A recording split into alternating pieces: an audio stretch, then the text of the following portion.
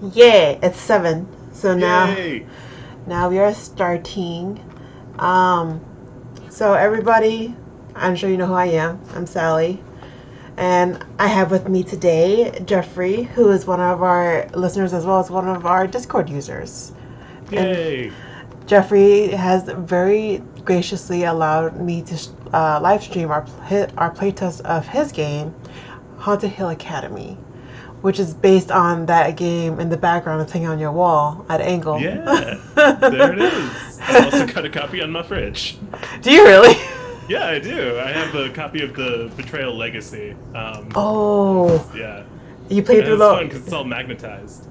So I move it around. Did you play through the whole game before you magnetized it, or did you I just? did, yeah. I played through the whole game. I think it was like 12 sessions, and then I magnetized the whole game set, including all the cards and stuff. So Don't you have to rip up cards and stuff like that, you or? do. It's traumatic. It's Oh, really upsetting. oh no.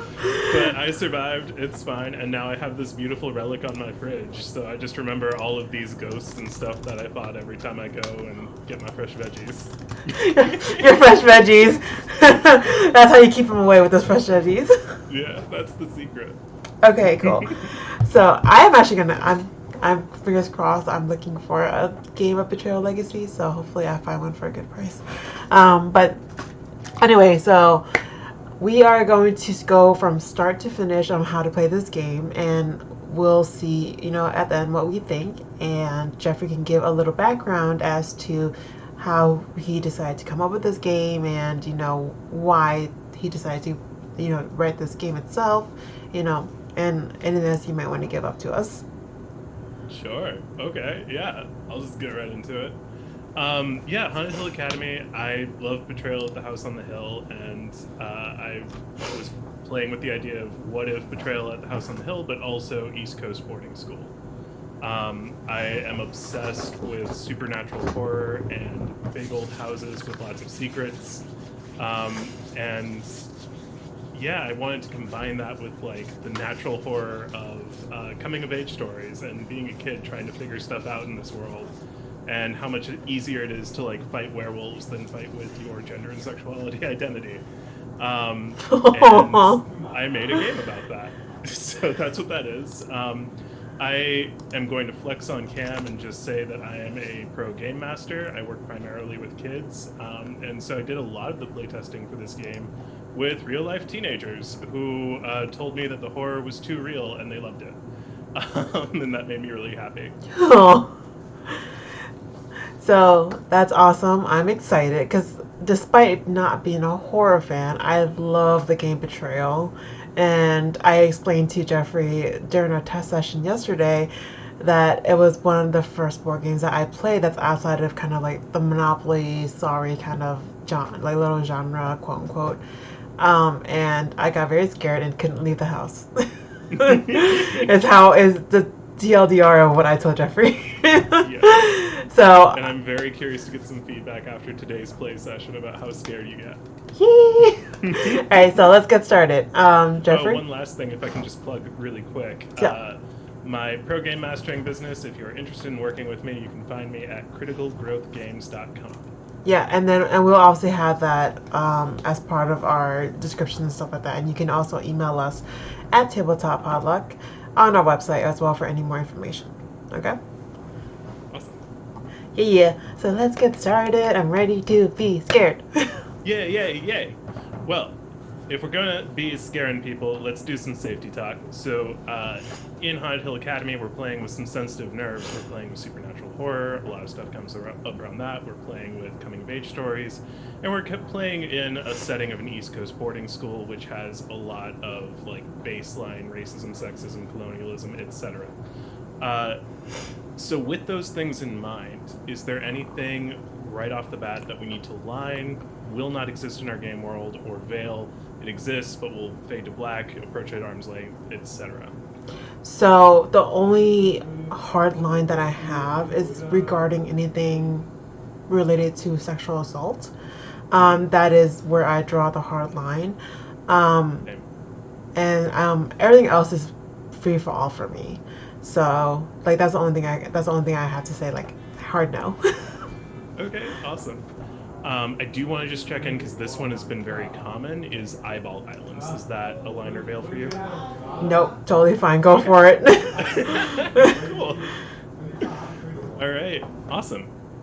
Well, then let's get rolling on creating a character. So, this is a fate based game, which means we have some aspects to define. We have 4 different aspects: your core belief, a belief that drives you, why you came to Haunted Hill Academy out of all the schools in the world, a plaguing question, something that wakes you up at 3 a.m. in a cold sweat, and a greatest desire.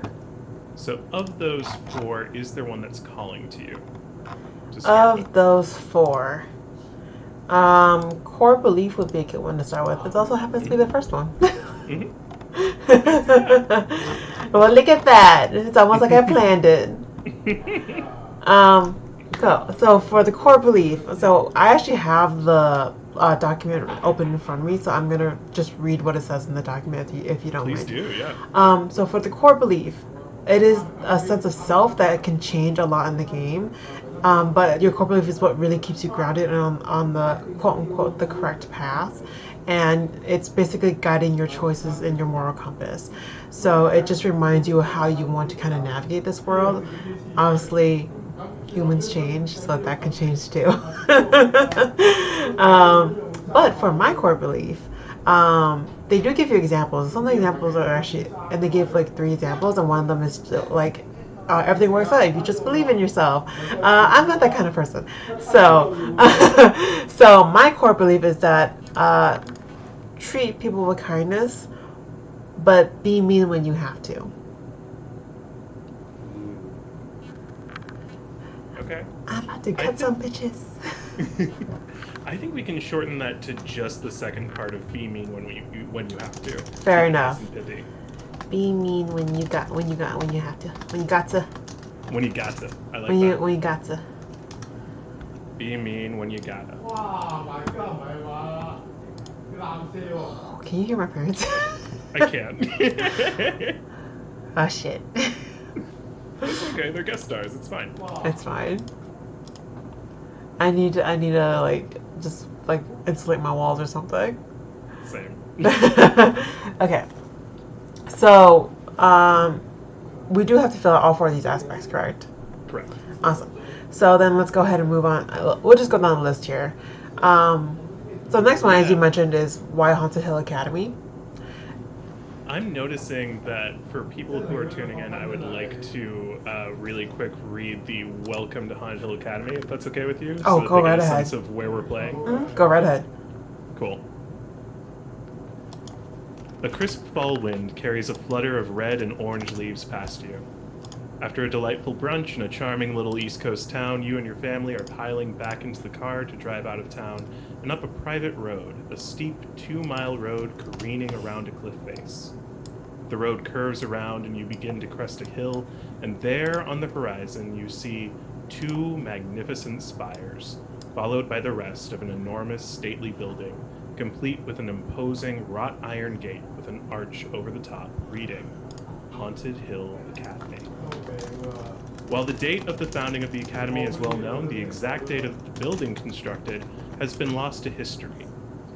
But as long as there has been photography, there have been photographs of it. Originally, it was a private residence to a well-to-do woman who, in her older age, took to expanding not only the physical structures with countless rooms with very specific purposes, but also the collections and decor held within.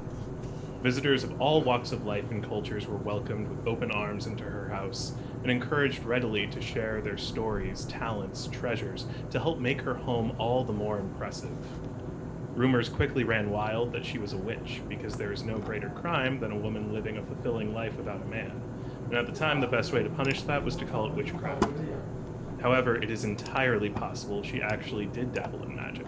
After all, she was an open-minded woman with a wide variety of interests. Why not a little magic to boot? Upon her death, her will was not found, and she had no next of kin. The building changed ownership over the years and took various forms. For a while, it was an asylum for the mentally ill, then there were rumors it was some sort of military research station, and for a short while, it was a hotel for the rich and famous. Then one day, the woman's will was mysteriously found. It showed quite clearly that her house was meant to be made into a boarding school, and that the original function of each room was to remain intact as much as possible. With much haste and awkwardness, her final wishes were eventually honored, and for over a century, Haunted Hill Academy has stood proudly as a school to be envied for attending. The school has gained a reputation for being where the best of the best end up going. With its academic rigor and track record for accomplished graduates, making it here means you are assumed to be set for life. Though it's not just that gleaming reputation that attracts students. There are rumors that this academy is secretly also a school for magic. A rumor strengthened not only by the school's strange past, but also by the existence of the Forbidden Wing. An entire wing of the school is closed off to students. A large archway guarded by 2 stanchions tied with a velvet rope carrying the sign, "Forbidden Wing, please do not enter," is all that separates students from the staircase descending down into darkness. Rumors abound about the Forbidden Wing, that it's impossible to go through it the same way twice because the rooms change, that it's where the real classes are, and only students daring enough to get in get to learn the school's secret magic curriculum. That once you go into the Forbidden Wing, you cannot leave. That once you go into the Forbidden Wing, you are changed forever. You stand in front of the colossal front doors to the academy, your packed bags at your feet, your family beaming proudly behind you.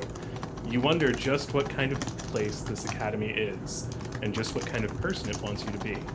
You stand in front of the school as yourself for the last time, because by the time you're done here, you will never be the same. Thank you for indulging me. Yay! You're right. I'm never gonna be the same. That's true. So I read all that to get a feel for this academy and the kind of people who are attracted to it. And with that in mind, why do you think your character is coming to this academy? Money. Money. Money. Yeah. I mean, it was a rich old lady whose will decides to make this, a thing. So maybe she left something there, and I need to go find it. Oh, so this isn't like you want to be like the prep school aspect. You want to make money later in life. You want to find the secret money here. You don't know. If her will took that long to show up, you don't know what else she'd be hiding. I love that. That is so good. Okay. You have no clue why she'd be hiding stuff. Yeah. How do you want to phrase it? Why Haunted Hill? Treasure hunting. Cool. Can we give it just a little more oomph? Let's see.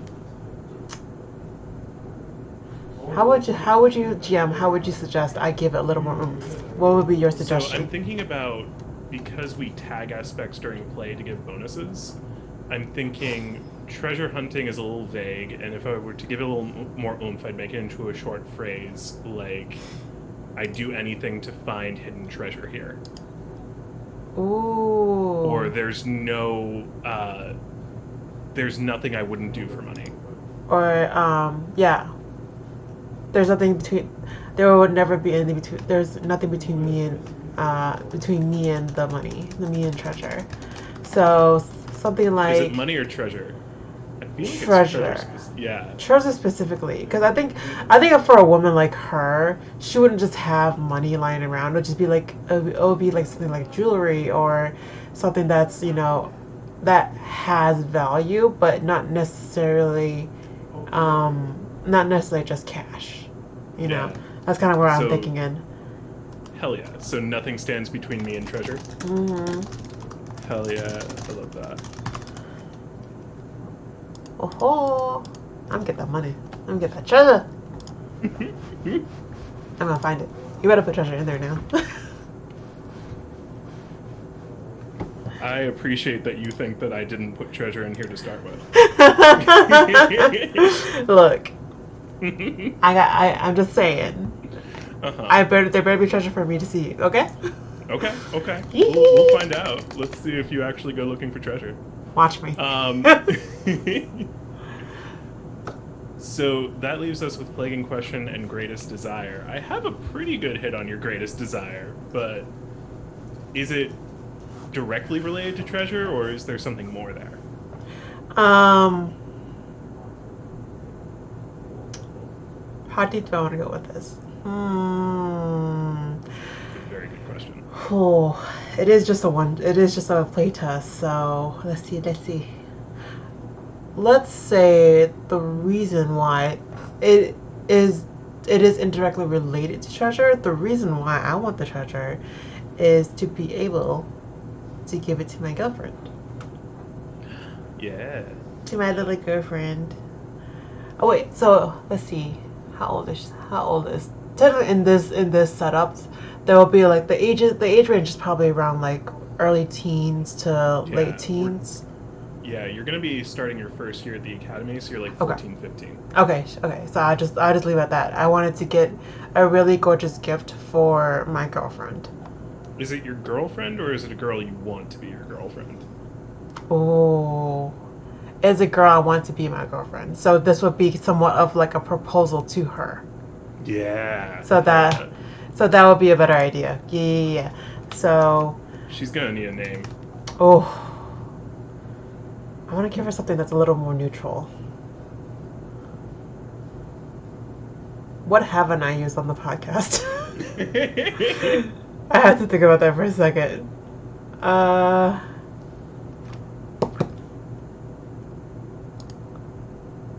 We can use Ash with the Ash E. Ash is good. With the E, maybe? Ash with an E at the end? Yeah, from League of Legends. You know, the game that I get extremely mad about. Awesome. So, yeah, what is it? I want to impress Ash. I want to make Ash my girlfriend. I guess the end goal is to make Ash my girlfriend. I want to make Ash my girlfriend. Yeah. Do I get treasure and a girlfriend? We'll see. I'm so excited. I love that you're playing a horror game and you're like, everything's gonna be great. Look, I'm gonna get treasure. I'm gonna get a girlfriend. I'm gonna try to make it great, okay? Even though you said at the beginning that things don't work out if you just believe in yourself. They don't. That's why I'm trying to make it happen. I love that. That's beautiful. I'm making it happen. So we're transitioning beautifully into the plaguing question. This is that question that wakes you up with a cold sweat at 3 a.m. That thing that you are constantly like having in the back of your head, and sometimes it comes to the forefront. Uh-huh. Yeah. What if Ash says no? What if she just says no? You know what? It's not even a horror game no more. I'm just trying to date somebody. I love this. This is beautiful. The horror aspect's out the window. And not a single supernatural horrific thing will happen, and I'm fine with that. I think that's entirely impossible if I'm going to treasure hunting in a haunted academy. I love it. What if she says no? What if she says no? That's awesome. I do want to really quick, for anyone viewing, read through some of the examples of what the plaguing question can be, which are, how did my parents really die? What if I wake up one day and everyone else is gone? Why doesn't my reflection ever look right? Because you're a vampire. What happens when I black out? And am I the bad guy? Yeah, and then my question is like, what if the person? No? What if she says no? Honestly, one of the most relatable questions I've ever had in this game. Yeah, compared to the examples you have, I was like, what if she just says no? What if no is just the answer? Oh. I'm writing a little crying face next to it. Awesome. So something slightly unique to this game is instead of skills, we roll with identities. So similar to games like Masks, who you are is just as important as what you do. And so our identities are Cadet, which is like the person who says, sir, yes, sir. Very good at responding to regimented authority. We've got Jock, which is like your football player, your bully, your martial artist. We've got Legacy, which is your old money, the future president, the chosen one. We've got Nerd, which is like your fan fiction freak, your hacker, your lab rat. Outsider, which is someone who wants to be like living performance art or a background extra, just generally a social outcast. Rebel, which is your gang leader, your wild card, your social justice warrior, self-identified, or pyromaniac. And then your star, which is your cheerleader, class president, MVP, and leading actor. We have 6 points to spend on these. Oh. And you cannot put more than 4 points in any one category. And so we just start at 0 and move forward, going up from there. Mm-hmm. Yep. We have 1, 2, 3, 4, 5, 6. Oh. Don't want to risk it and just do one in each. I don't know if I would believe you that your character only has 1 in each, and also there are 7. Yeah, I figured. I'll say I can't count today, you guys. I'm an accountant as a career, and I can't count. That says a lot about my job.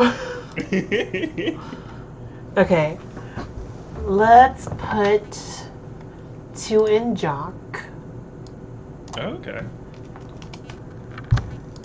Where does the Jock come from for you? Because I'm not seeing that in your aspects yet. In my aspects? Yeah, like... She's a dancer. So she... I'm making this up as I go, obviously. But yeah, she is a dancer, and she likes flashy things. Yes. So for her to make a quote unquote proposal to Ash, she wants something flashy, which also means, you know, a nice shiny piece of jewelry or a nice shiny vase or whatever it may be that the treasure could be, you know. And so with a rich woman, everything is shiny. So love that. All right, let's see. What else do I want? Nah, not legacy. She's too poor for that. Rebel, yes. Let's do 1 in Rebel.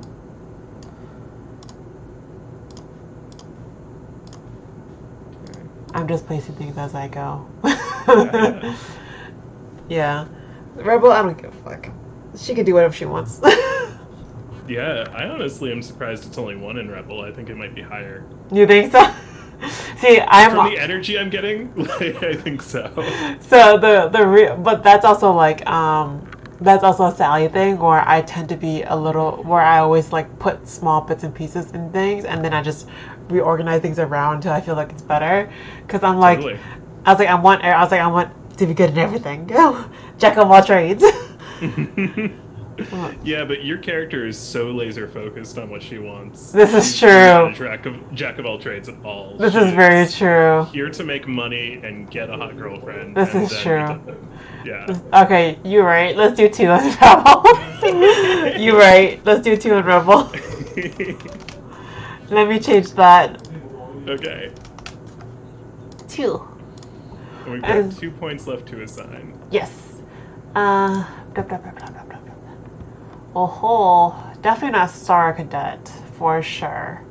Really? None in Star?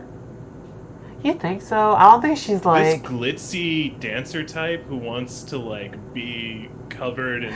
But the thing is, glitz and stuff? Yes, but that doesn't mean that she wants to perform for people, though. Oh, okay. Just because she wants to be, you know, like loud and proud. She wants to be loved by a crowd and loved by a lady. Not necessarily a crowd. Fine. No? Okay, fine. Okay, we can do 1. We can do 1 in Star. We can do 1 in Star. Okay, 1 in Star. Okay. Yeah. 1 in Star. Let's see. Probably outsider, right? Because living performance art, or like, you know, being a dancer, she would like, you know, she wouldn't do like business like I did. Don't do that. Do you think that because outsider, what it really boils down to is being too weird or too out of place for normal interactions? Oh, I see. So if it's 1 point, that would be just a little bit of that. But I'm really not getting a vibe like that from this character. Fair enough. Okay, fair enough. Let's go with... I think we might just add 1 to one of the identities you already have, because these 3 feel very strong in who this character is. Yeah, I might just add another 1 in Star. Okay. Yeah, 2 Star, 2 Jock, 2 Rebel. That feels right. Okay, let's do that. Awesome. Boom. Yeah, and also, guys, I will also share, if with your permission, Jeffrey, of the character sheet that we have. So then you guys can take a look at it and see what what we're typing in and all that stuff. All right. Cool. Okay, we are ready to find our way into the game. I have a couple questions about this before we get started. Who at the school, as another student, is your biggest rival in terms of Ash's affections? Ooh. How stereotypical do we want to go with this? Let's see. You tell me. Stereotypes are fun for the purposes of getting to the deep stuff, surprisingly. Let's make this another jock. And they will be NB. Love it. And their name. Do you need more than that, or? Name is great. Name Okay. will be great, and that'll be enough. Okay. Let me. And then I'll run with it. Okay, let's see. Generate name. I'm not. If you ever ask any of the podcast members, they will tell you I am super bad at names, and I will always use a random name generator. Let's see. Oh my god. Let's say Jer. Jere. Yeah, Jere. Jere. Love that. Let's do that. Cool. I do not believe for a second that your character did not on the very first day.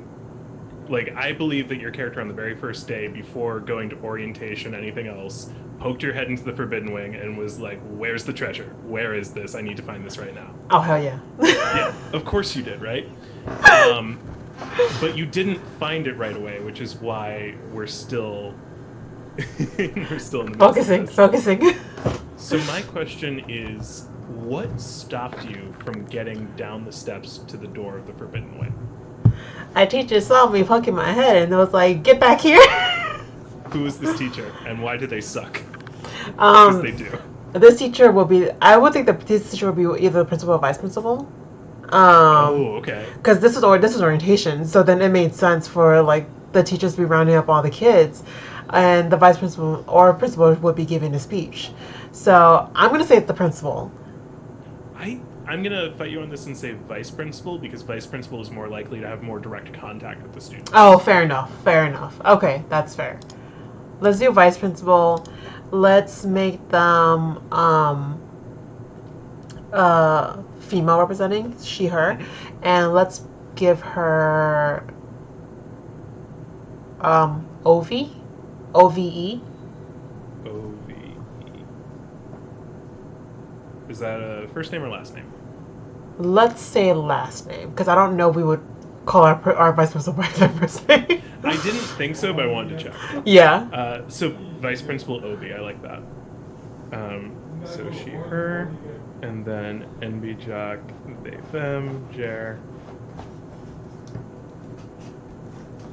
Let me write my notes down instead of just saying things and not remembering them later. Yeah. Let me do that real quick. Yes.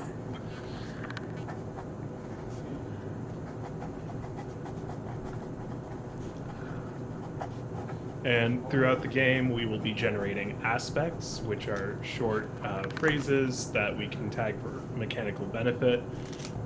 When we play over distance, that's usually done on a Google Doc or something, but because we've got video and because I'm old school, I'm doing it the way that we would at the table, which is to have index cards where I will write down everything so that I can keep track of it. And my table will be covered in index cards, and it's going to be great.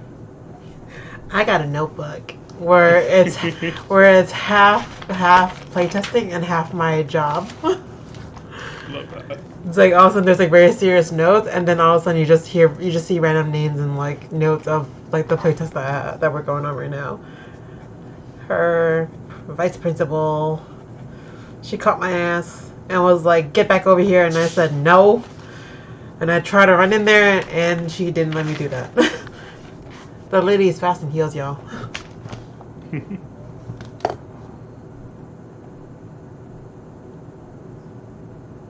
Okay.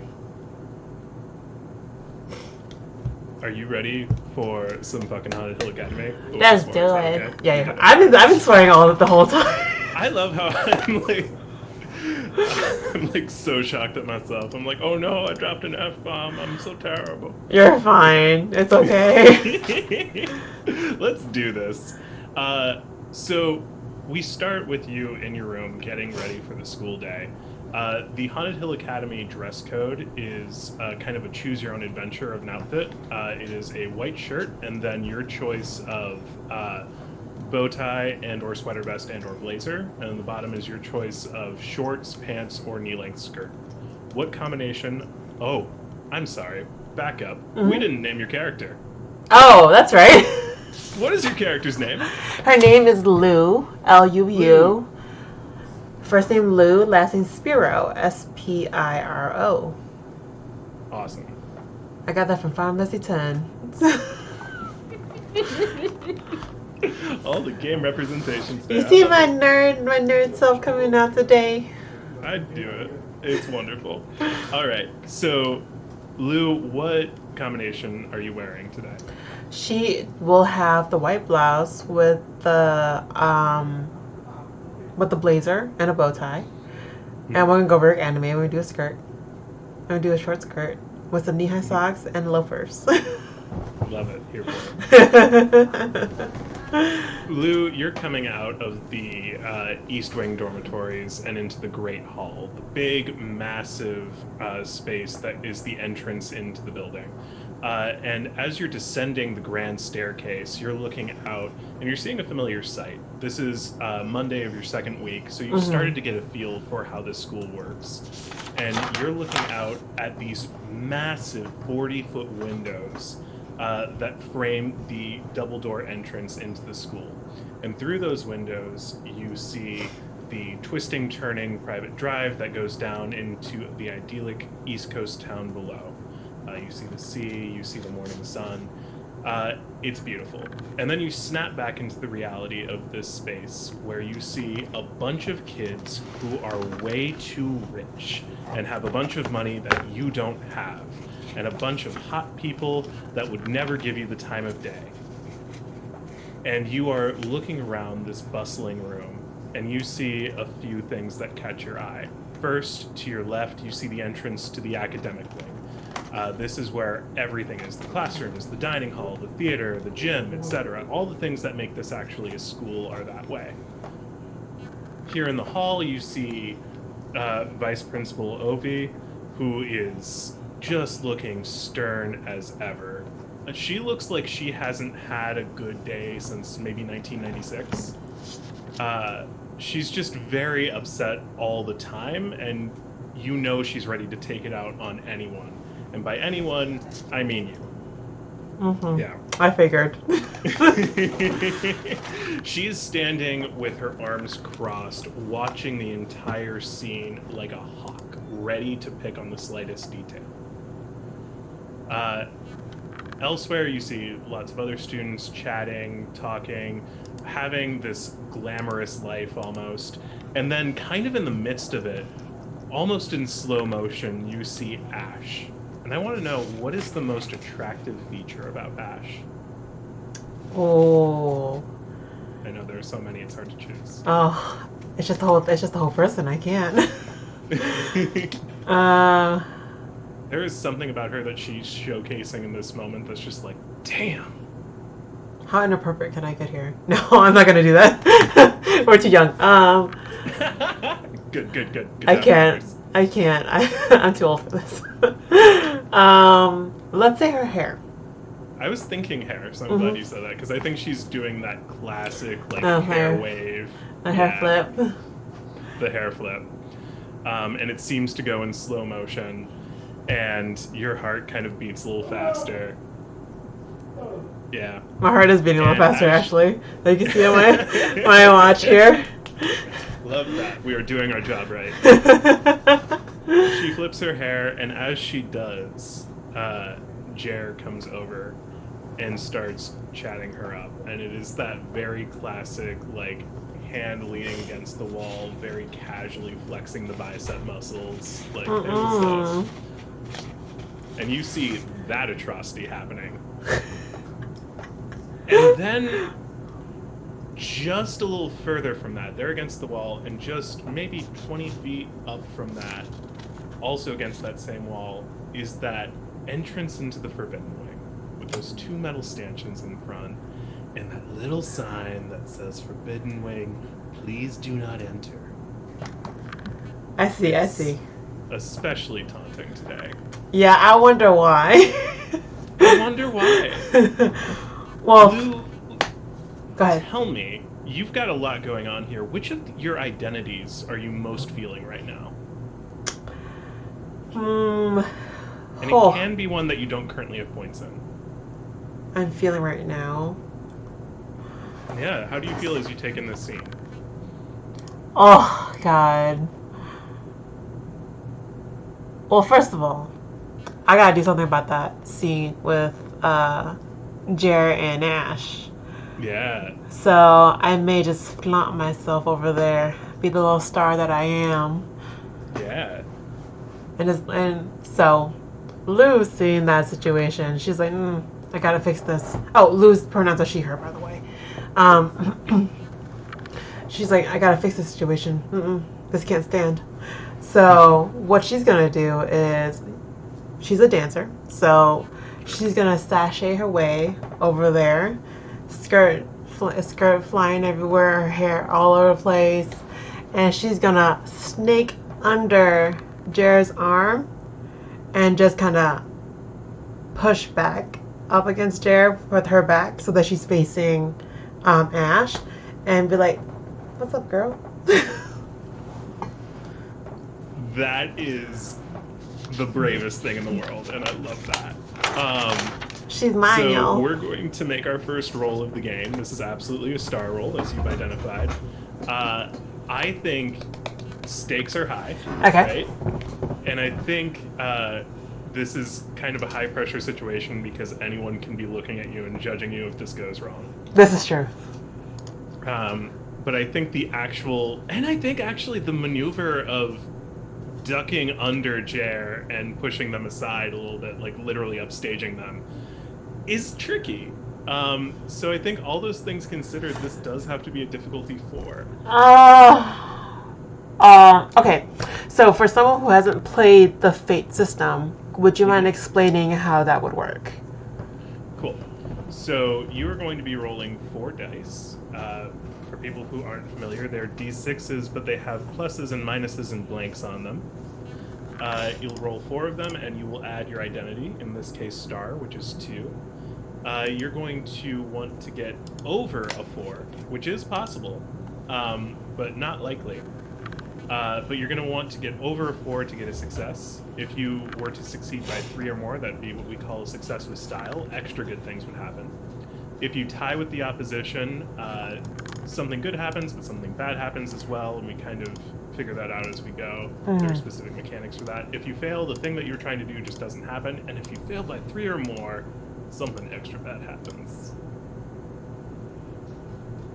But here's the thing, you have fate points. You have 3 of them to start the game with. And you can spend fate points on those aspects we keep talking about to bump up your roll by 2 or to re-roll your dice. Bump up my roll by 2 or re-roll my dice. Yeah, and you get to choose after you roll. Oh, I do? Okay. Yeah, so you can roll your dice and then spend fate points if you want to. But I think we are ready for that roll. Alright, give me a second. Let me click my button. Okay, that's not bad. Okay, what we got? I have a +2. Okay, and that you have a +2. To You star. got +2 on the dice? Yes. And a +2 from stars. So yeah, so 4. So I tied. tied. Yeah. Which isn't... I'm going to use a fate point. I want this to work. I just want to be clear for anyone watching that had you not bumped this up, you would either have gained a boost, which is like a one-use aspect, or succeeded at some sort of serious cost. Yeah. So yeah. But So you're not here for that. I was like, I'm that close. I ain't gonna do that. Let me use a fate point. So All right, I'll go add. ahead and spend a fate point. Yeah. And what are you spending it on? Which of your aspects are you invoking? Star. My greatest There's a very clear one. my greatest desire. Yeah, I want to make Ash my girlfriend. Yeah. Cool. So I have a So 6. You got a 6, so you succeeded. My question for you is, what was the mechanical thing you were trying to do here? Were you trying to take Jer out of this entirely, or were you just trying to earn some favor with Ash in the form of an aspect with her? That one. So yeah, so be mean when you gotta is a core belief. So that is not a position where I felt that Lou had to be mean. She just had to be in the picture. Yeah. Yeah. So I think in this case we're going to create the aspect Ash thinks I'm smooth. Okay. And this is going to have one free invoke on it. And for the invoke, when does that get? So a free invoke is like a fate point, but it's tied to a specific aspect. Mm-hmm. And is there an expiration? Like when I leave the scene, is that the only time I can use it, or? The free invoke hangs around on that aspect for as long as the aspect exists. If you do something that would make the aspect go away, like if you were to slip on a banana peel in front of Ash, then this would absolutely go away whether or not you had invokes on it. Okay. So you want to take advantage of these things as quick as you can, and knowing that this is high school and being smooth only lasts so long, you may want to make your move and strike while the iron is hot. I'm trying. As you can tell, I'm trying very hard. Yeah. So Ash kind of gives you a look. Jer is behind you and kind of weasels out from behind you to your side and is like, yeah, what's up? Like echoing you.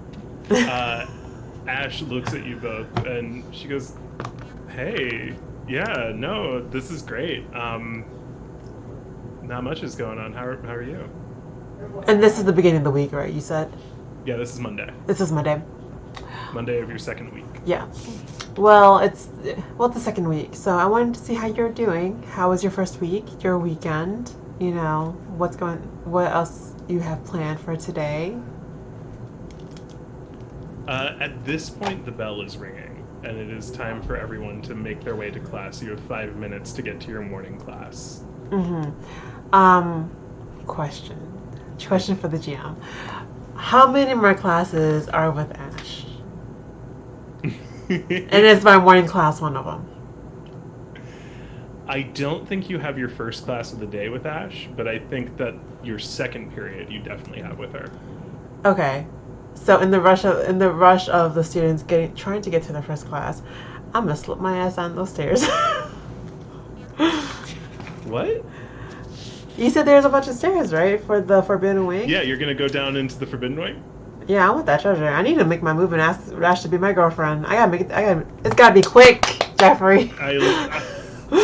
Okay, I'm so sorry. I'm like living in a different time zone, and you're like, no, I won yesterday. Let's do this. Okay. Yeah, like I look. Come on now, let's move this. No, time is money. I feel you. Time is treasure. Jared's got to get out of the scene. Cool. As people begin to make their way, Vice Principal Ovi is still looking from the corner, still watching like a hawk, and I think Jer is really taking their sweet time getting to class because they feel this energy here, and they're trying to figure out what's going on. So you've kind of got some eyes on you. If you're going to go for it right now, to go down into the Forbidden Wing, this is going to be difficulty 2. Okay. Okay. So what I was thinking of was because students are rushing to get to class, so I don't know how much the attention they would be paying to someone like me, who is kind of like, I'm moving along with the flow of the class, but just kind of as slowly as possible making my way to the stairs. Here's the problem with that. As described, the academic wing where everyone's going, over here. Gotcha. That's right. On the other side. Opposite direction. That's right. Yeah. If you peel off right now, I'm being generous giving you difficulty too. This is true. I do want you to succeed. This is true. I'm trying to decide how stupid she is. She is pretty laser focused. I think she's gonna do it. I love it. Yeah, she is pretty laser focused. So this, I would say, is probably her jock because of athleticism and like kind of just going for it. If you disagree, let me know. No, I think that's great. I think the athleticism here is definitely prime. Okay, so I got a +1 on the dice, and then I have 2 on the jock, so that's 3. Awesome. So entering the Forbidden Wing is a special roll. Oh, okay. Where you need to succeed by 3 or more to not have someone or something notice you. So you are physically getting into the Forbidden Wing with that success. Okay. But I think that Vice Principal Ovi is going to notice you. She's not going to be able to stop you, but she is clocking it. And she is going to have that on your record, and you are going to experience a shift down on your academic tracker. Okay, so I'm going from... So I start on my academic tracker or academic standing on the play sheet or the character sheet. It's currently highlighted at an average of a C. So that moves down to a C minus. Yes. Okay. And for anyone watching, unlike other games, we don't have HP, we don't have consequences, we just have the academic tracker. And once that hits F, you get an expulsion notice. And you have 24 hours before an expulsion hearing. Okay, so the expulsion notice is you kind of like your first strike, and then the hearing is where it fully ends, right? Yeah. Cool. All right, so I have 2 more chances. Awesome. So you see Vice Principal Ovi see you, and you make your way down the stairs. Yeah, you just jump and you're like, no, I'm done. No, as I make my way downstairs, I kind of do like a little flutter, like hi, bye, as I'm making my way downstairs, staring at her. Oh man, Lou gives no fucks. No, she knows what she wants, and she knows how she gonna get it, so she's gonna do it. Oh man. Lou is my favorite and most exhausting person that you hang out with, you know what I mean? She comes down the stairs, she goes to the bottom. So as you come down, it's one of those things where from up in the Great Hall, looking down these stairs, it looks like they disappear completely into darkness. But as you come down, just about a flight and a half, basically, your eyes adjust and you can see pretty clearly what's down here, which is something you've seen before, because you've snuck down here once but got caught and got ejected. Down here there is basically like a cul-de-sac, just a very brief like room, one door ahead of you, one wooden door in 3 brick walls. And that's what you see in front of you. So it's very clear the path forward. Gotcha. Is there any like is it lit by like dim lighting, or is it just like random lights around? Is that what it is? The only light that's coming in is from behind you in the Great Hall. So the light in the Great Hall is very bright and it's illuminating down here, but there's no candlelight, there's no nothing. It's just the light from behind you. Is it okay for me to assume I have a phone? Yeah, absolutely. So whip out the phone, get that flashlight out. Is there anything around that like I can take? This is like very bare bones, this kind of area right here. I think that if like you made a very specific roll and like were really hunting for something minuscule, you could find it. But I also don't believe that Lou is looking for something minuscule. No, she's not. She's just looking to see if she's no time for that. She's also just looking for something easy to take. Like if it's not there, it's not there. Yeah, totally. Yeah, so she's gonna go ahead and try and open that door. Cool. You open this door and you come into another room that is pretty...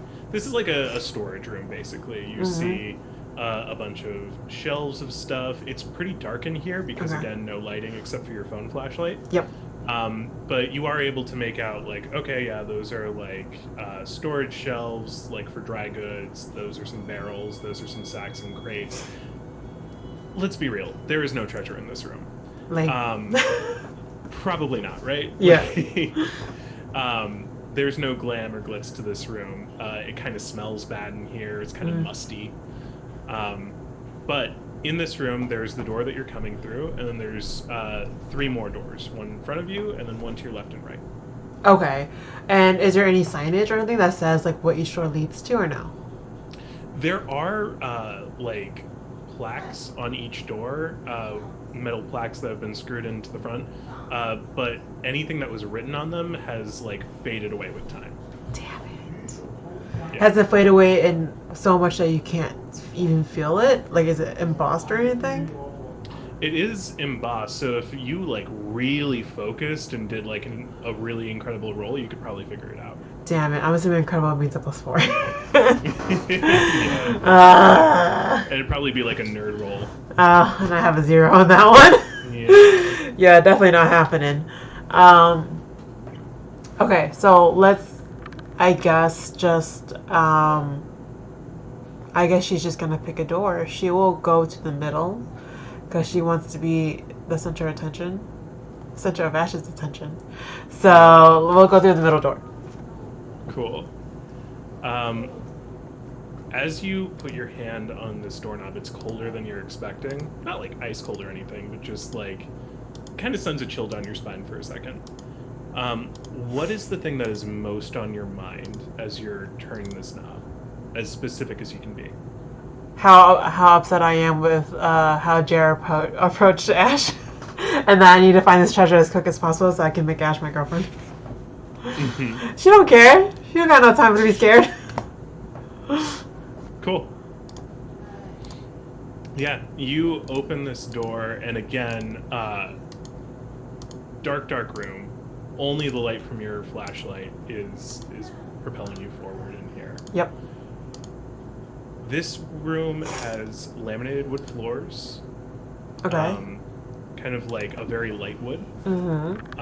It has like very sparse white walls. The paint is kind of chipping off to show like the horrible drywall beneath. There's water damage in one corner. The most striking thing about this room, and the thing that really hits home how like specific the construction of this house was, is what is unmistakably kind of an old school boxing ring in the center. Okay. There are on the sides of the room, like, what do you call them? Bleachers, I guess? Yeah, stands. Yeah, stands on either side for people where they could sit. And I think in this room, there's almost like you can feel like the heat and the sweat of a fight, basically, you know? Like that residual feeling of fights of the past. Okay. And I'm going to lean into the vibe that we've got here, and I'm going to give this room the aspect shit went down here. Okay. There is one other exit from this room. It is on the opposite side of the room. Okay. So you do have to pass by that boxing ring to get there. Okay. I'm going to say that Lou has seen some episodes of WWE, and she knows that they put shit under those rings. So she's going to check under the ring first before she makes her way to the door. Okay. Yeah, so she's going to do that. Cool. You peek underneath and you see metal chairs, like folding chairs, and you do actually see like an old trunk, like a. Ooh. It's kind of like a tacky olive green, and it's covered in stickers from like different places, like kind of one says Morocco and one says Italy, and it's just all of these different places this trunk has been. So, yeah. Lou with her eyes shining, she's like, I'm gonna look in that trunk. So she's gonna try and pull it out and to open it. Cool. You're able to pull it out, no problem, though it is quite heavy. So it's like, ugh, Yeah. ugh, that kind of thing. It is going to be a two-handed job, so you're going to have to set the phone down. Yeah. Are you doing it like what, on top of the trunk, or? I'm assuming that she has like pockets in her blazer, so she's put the phone in her pockets and just like kind of trying however she can manage to grab the chest or trunk and pull it out. Cool. This is a really cool shot in the TV show of this because you put it in the pocket of your blazer and the only light is from the flashlight coming up. Yeah. So it's like you're lit from the bottom. Yeah. As you're like doing this big jerking motion with this giant chest. It's real cool. Yeah. She don't look like a monster at all. Not even a little bit. No, it's not even. Metaphors for greed? What? You bring this giant chest out. It has a big wrought iron lock on the front of it. But you're feeling your jock self right now. It's possible you could break this thing off. Oh, because it's old. Yeah. Oh, to make it easier, I'm gonna grab one of the chairs to see if I can swing it at the lock and break it that way. Heck yeah, yeah. WWE. Guilty one. Yeah. How did I get here? How did this happen? Alright, let's see. I got a +2 on the dice, and then 2 with my identity, so that is a 4 total. That's success with style. Uh-huh. Yeah. So not only do you pop this lock off, but you're going to get a boost here. Mm-hmm. So boost is a one-time use aspect. What are you most feeling right now? What should we lean into for this boost? Nothing stands between me and treasure. That is your core aspect. We're creating something. Yeah, I wonder what's going on right now.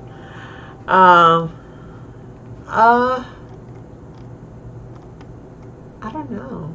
Like, so in terms of, so I've only played one fake game.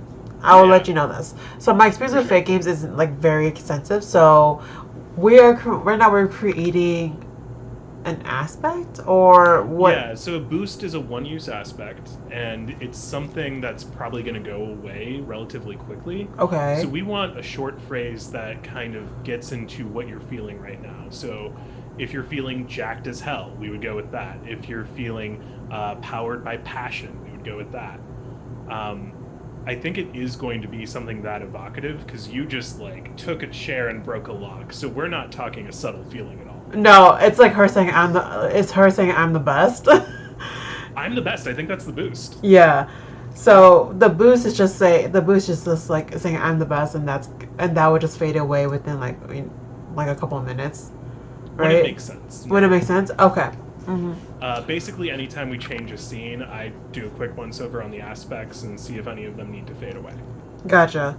And then the aspect here, mechanically, what does it do for me? So the boost, again, one-use aspect, it has an invoke, essentially, that it gets used immediately. So if you come up against a challenge soon where you're like, nah, I'm the best, you automatically add that +2, and then we get rid of that boost. Gotcha. Okay, cool. Cool. What's in it? Cool. What's in it?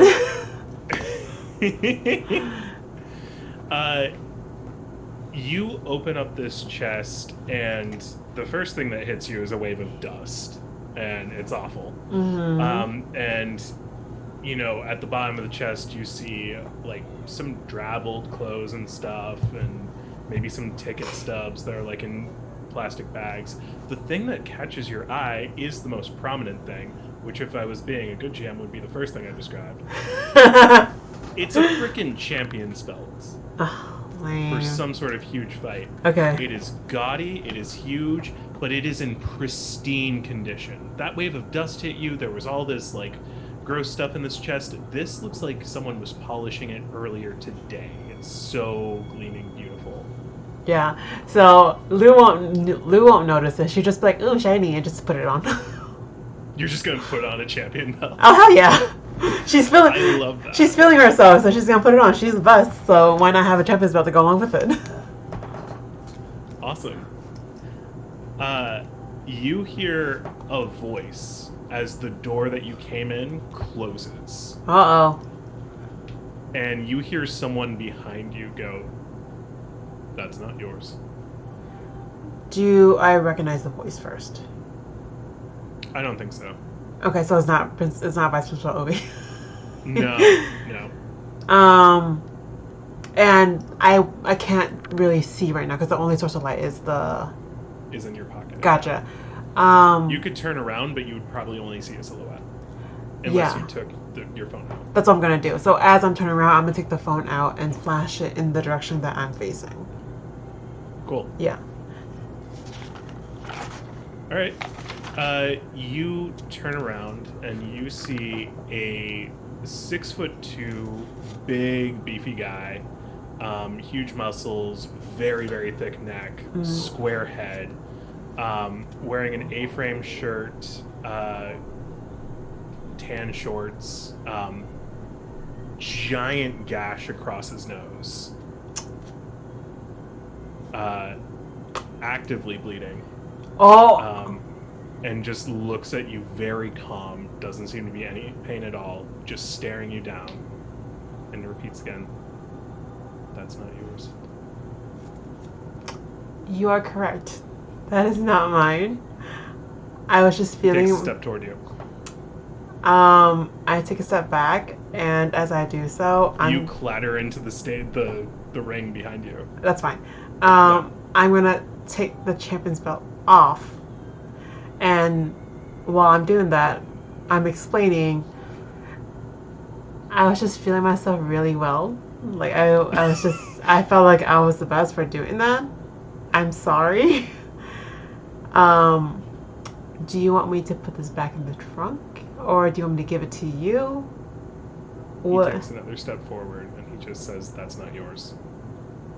How far is the trunk away from me?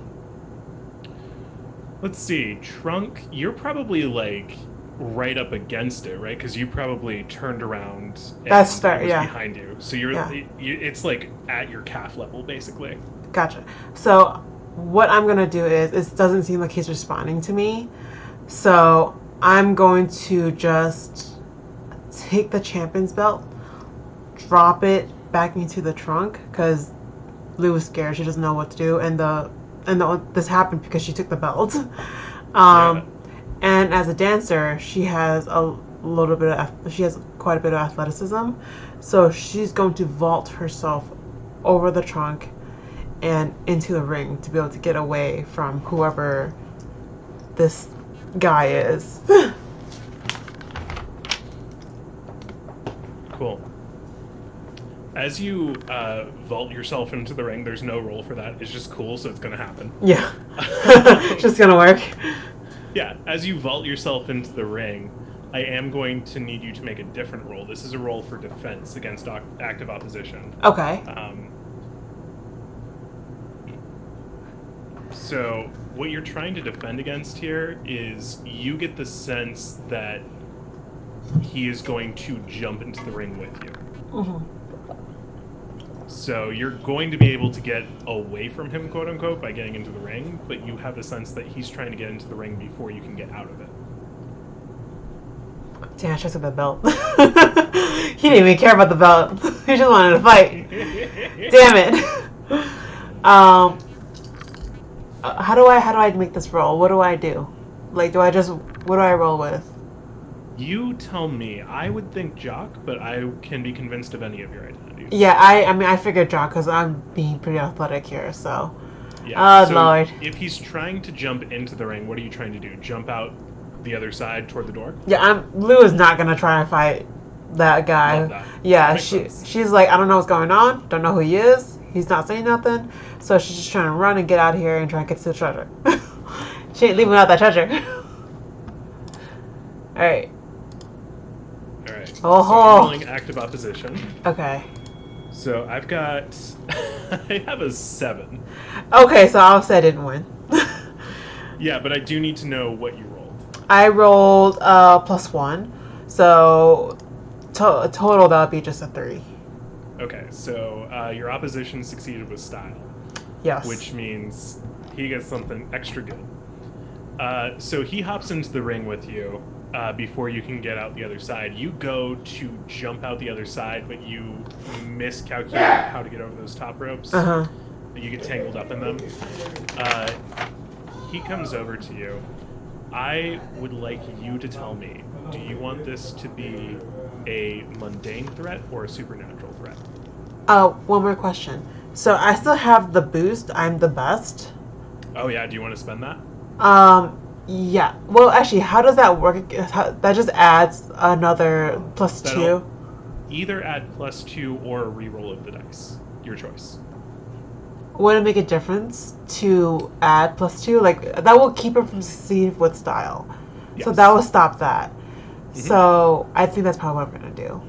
Cool. I mean, it makes sense narratively also for her to lose it at this point anyway. It does. Yeah. You're being very smart about it. Yeah, so go ahead and take that boost. Yeah, so say goodbye to it. He don't get stuff. So I don't want him to hurt me. Cool. And let's make this supernatural. Let's get this started. Awesome. He jumps into the ring, and a bright white spotlight hits the two of you over the entire boxing ring. You look up, and you don't remember seeing a spotlight up there or any rigging equipment. And when you look up, obviously this light is blinding you, so that was probably a bad idea. Yeah. Well, this hot white spotlight is hitting the two of you, and he looks at you. When you kind of recovered from the ropes with the "I'm the best," what did that look like? You kind of feeling yourself in that moment, even in your fear. So she missed it. She basically missed the rope, so she couldn't vault herself over like she did the first time. So she almost face plants into the rope is what I'm thinking, but she just manages to catch herself just before that happens, and so I think she literally will whip herself around. She'll whip herself around and kind of just scooch back into a corner, and kind of just like hunt herself there, because I mean she doesn't know what's going on. She has no clue what's happening, and this light all of a sudden appeared out of nowhere, and she thought there was no light outside of her phone, and so and she's gonna keep her phone out. She's gonna take her phone back out, I think. And I think at this point she is going to try to call an emergency. Because they have that slide where if it's locked you can just slide into emergency, so she's going to try to do that. Okay. As she's kind of vaulting backwards. Yeah, I think you are doing that, and you're trying to make that emergency call function happen. I think because of the lack of service down here in this basement floor, it's just not happening. I figured. Gotta respect you for trying. Gotta respect the hustle. Okay, phone away. So you have huddled in the corner over your phone, looming over you, backlit by this spotlight, haloing him, is this scary guy with this gash that keeps bleeding. Yeah. Oh. He looks over you. What are you most feeling in this moment? What identity can you respond to this situation with? Let's see. I don't want to say Jock, because she definitely doesn't want to fight them. Yeah. She's like, Is it maybe one you don't have? Because it can be one you have 0 in. They don't really fit, though. I was thinking of more like Rebel, where she, even though she's afraid, she's still going to do whatever she wants. So, I think in that, and I'll say if that feels a little too far-fetched, let me know. I think it's true. Tell me the action. So what she's gonna do is, after realizing her phone is not working because there's no signal in underground dungeons, as we are currently now in, Basement, but short. Dungeon, yeah. fine. So he's 6'2", right? Yeah. How much space is there currently between his legs? A fair amount. What? If you want to know if you could go between them and under them, I think you absolutely can. Let's do that. I mean, well, she's not gonna fight, so she's like, I'm gonna try and get away.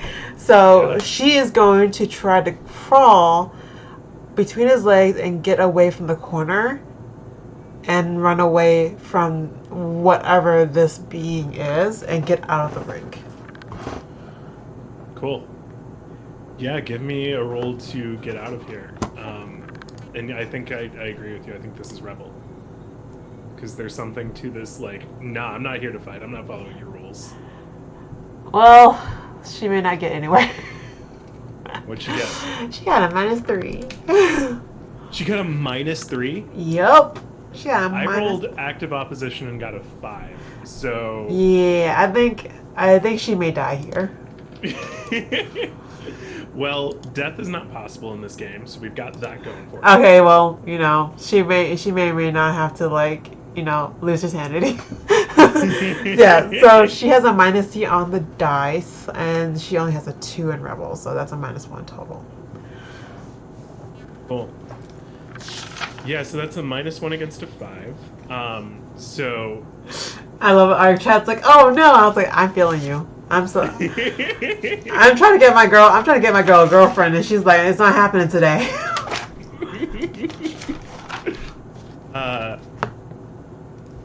I think what's going to happen here is the threat that you feel most presently is actually not this big scary guy. You duck through his legs, and he's imposing, but he's slow.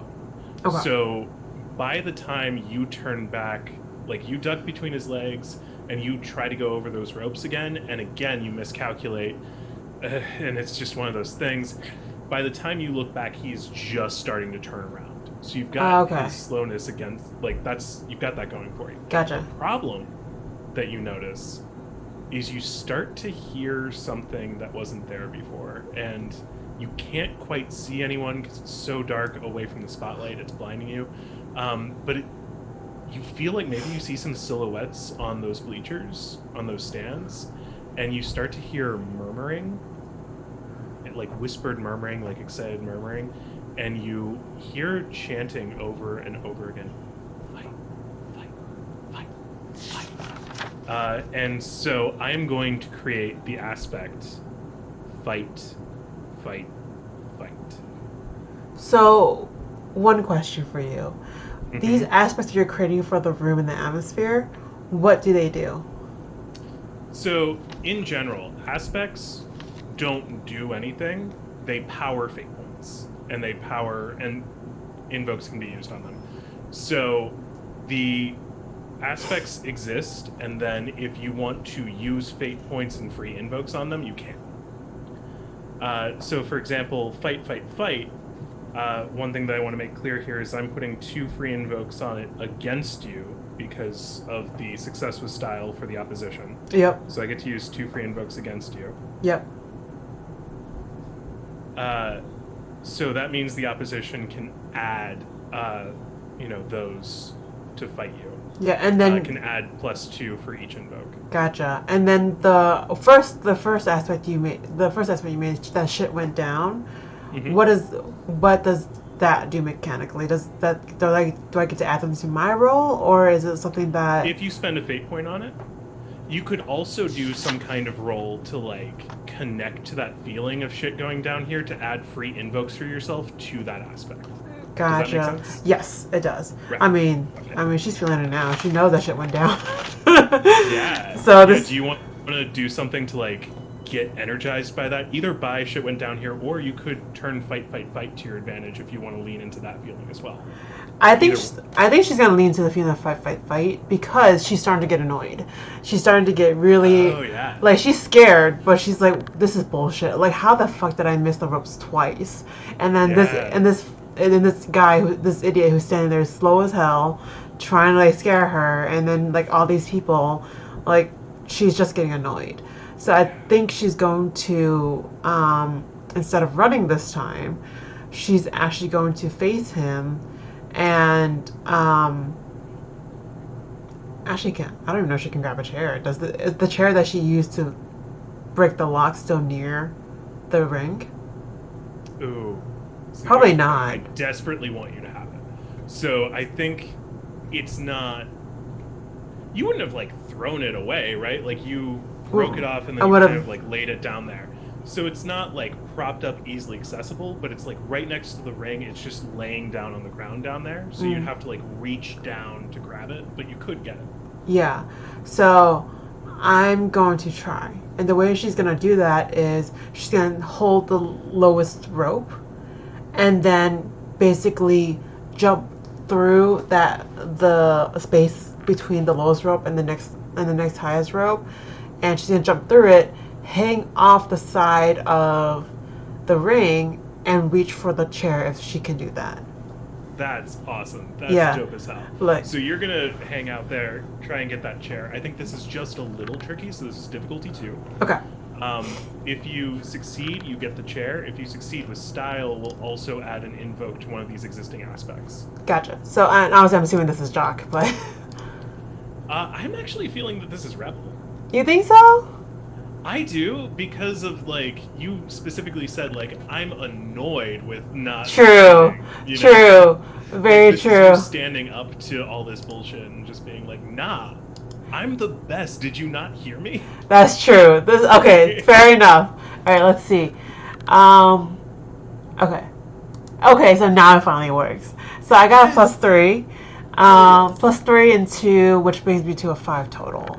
Yes, perfect. Success with style. Yeah. Oh my god. Okay, so we've got shit went down here and we've got fight.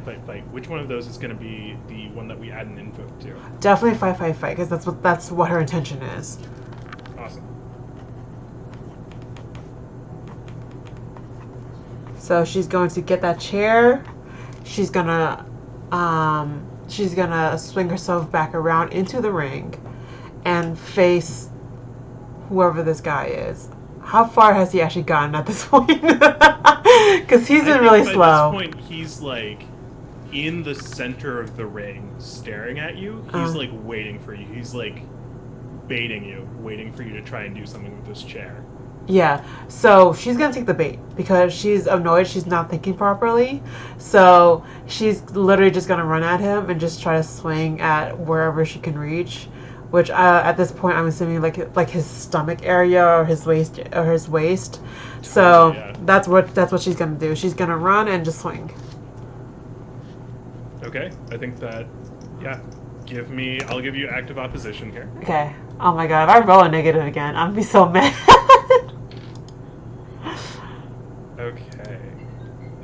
Okay, I'll take that. What'd you get? I got a +2 on the dice. So 4 total.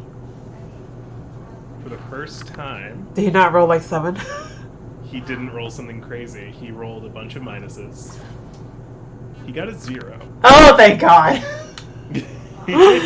Lord, thank God. He's been rolling 6 and 7s. How am I supposed to beat that? Oh, yeah. So he's been crazy good here. So he got a 0. What did you get again? I got a 4 total. So that's success with style. Yes. Awesome.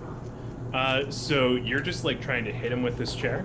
Mm-hmm. What is more important to you? To kind of like knock him across from you far enough that you can like get a clear getaway, or are you full on committing to beating him in this fight at this point? Full on committing to beat him in this fight because that's all she's thinking about right now. Like she's lost the fear to try and get away, and she's just full on like, I'm gonna kick this fool. Cool. I think you're experiencing a shift in your identities first and foremost. Mm-hmm. So because I think you can tell me either Jock or Rebel is going up for sure, but your star is going down. That so makes in your sense. In your mind, which of these Jock or Rebel really encapsulates this feeling of like giving into this bloodthirst? Rebel for sure. Okay. Definitely Rebel. So Rebel goes up to 3 and Star goes down to 1. Yes. Oh no. How am I supposed to press Ash now? Oh shoot, that's the wrong color. I mean, maybe she likes bad girls. Maybe that's her thing. I hope so. I hope she says yes and not no. Yeah, that is your plaguing question. What if she says no? She can't say no. I tried so hard. I'm going through a supernatural fight for her, and she says no. Cool. So, the way combat works in this game is still aspect-based. Yes. So we're creating an aspect on this guy relating to you, like, hitting him in the stomach with a chair. And he just stands there and takes it, but you can tell, like, it has done serious damage. What do you want to call this aspect against him? Fight me, bitch. Okay, we're not even going to create against him. We're going to give you this aspect. It's Yes. called Fight Me, Bitch. Oh, does it have to be against him, or No. Okay, so It doesn't have to be. Like, in my mind, it was going to be something more physical, like swollen liver or something crazy like that, because you hit him so hard. But if you okay, want it to be called Fight Me, Bitch, and put it on yourself, I'm here for it. yeah, because I think at this point she's not caring about doing damage to him. She's just caring about actually getting something right, because she's so far has failed miserably. And that's the main source of her frustration. So I think that's why it makes more sense to place on her than it would be to place on him. Yeah, totally. Yeah. So fight me, bitch. Will be Free invokes. 2 free invokes. Yes. Okay. 2 invokes, and the invokes would have to be. Is this also tied to an identity as well, or it's just like a random wherever I want to put it? Yeah, as long as your role connects to the feeling of Fight Me, Bitch, you can add the invokes. Let's do it. Hell yeah. Alright, so he takes this, chair to the stomach, and he looks at you, and he smiles, and several of his teeth are missing. And he looks at you with just the biggest grin, and he goes, "There we go." That's not creepy. No, that's totally fine. That is totally chill. He is now going to try and grab the chair from you. Okay. Let's see. I'm trying to think of what she's gonna feel like. I think she's gonna be riding that high of being able to hit him, so she's gonna keep fighting. So she is going to try to move the chair away from him from grabbing it. So, because she knows she's not gonna win in a tug of war with him. He's gonna have more strength, so she's gonna try not to even give him the chance to do so. Cool. So you're trying, because you know he's slow, so you're trying to pull it away before he can even grab it. Yep. This feels more dexterous than intense physical strength. So, yes. And you're really kind of feeling that rebellious nature here, right? Mm-hmm. So let's go with that rebel roll. All right, let's do it. He's rolling active opposition again. Oh my god! If he gets a freaking 6, I'd be so mad. He did not get a 6, but he did get a 5. Okay, so I rolled a 0 on the dice. I only have 3, so he does manage to grab the chair. Okay, so he does have free invokes that he can spend. Yes, and if he spends them, I'm going to spend mine as well. Okay, so he's going to spend the 2 free invokes he has on Fight. Yes, and I'm going to spend the 2 free invokes I have on Fight Me, Bitch. Okay, so that ties you back up. Oh, well, hold on. Before I do that. So, right now, I don't think it matters, because he'll have successful style no matter what. You had how much on your dice? Total? How much was your total? I have 0 total on my dice, and have 3 on my rebel. And then I had a 5 total, so he's not succeeding with style, he's just succeeding. Okay, so I will spend that free invoke. I will spend those 2 free invokes then. To keep up. So to keep that, and he's still succeeding here. Yes. I am now going to offer you the first compel of the game. Ooh. Compels are when I give you a fate point against one of your aspects. Let's see here. There it is. I think you have really been leaning into all of this fight. You've been really feeling yourself. I think all of a sudden in this moment of trying to get this chair away from him, a moment of self-doubt creeps in. Mm-hmm. And I think the reason why maybe you're fighting so hard is because of that fear. that fear that she might say no, even if you do get a really cool treasure. She might not like you. Yeah, that's fair. Yeah. Does that feel real to this Yeah, point? I agree with that. Cool. Yeah. Then I'm going to give you a fate point. Okay. So go ahead and add 1 to your fate point. And I am adding +2 to the roll against you. So now he's currently succeeding by 4 more than you. Yes. You still have free invokes on... You have 1 free invoke on Fight, Fight, Fight, and you have 1 free invoke on Ash Thinks I'm Smooth, which feels very appropriate now. Yeah, so I'll use both of those to make sure he keeps from succeeding with style. Hell yeah. That brings it up to a tie. Yes. Awesome. I think it makes sense that you got to spend the Ash Thinks I'm Smooth, but I also think it makes sense that it goes away now because of that doubt that crept in. Yep. I think Fight, Fight, Fight, and Fight Me Bitch are very much still here. Gotcha. Cool. So, you tell me, you can either get a boost here, again, a one-time aspect, or you can succeed at a serious cost. I'm gonna succeed at a serious cost because I feel like that's a little bit more narratively a little bit more interesting. Cool.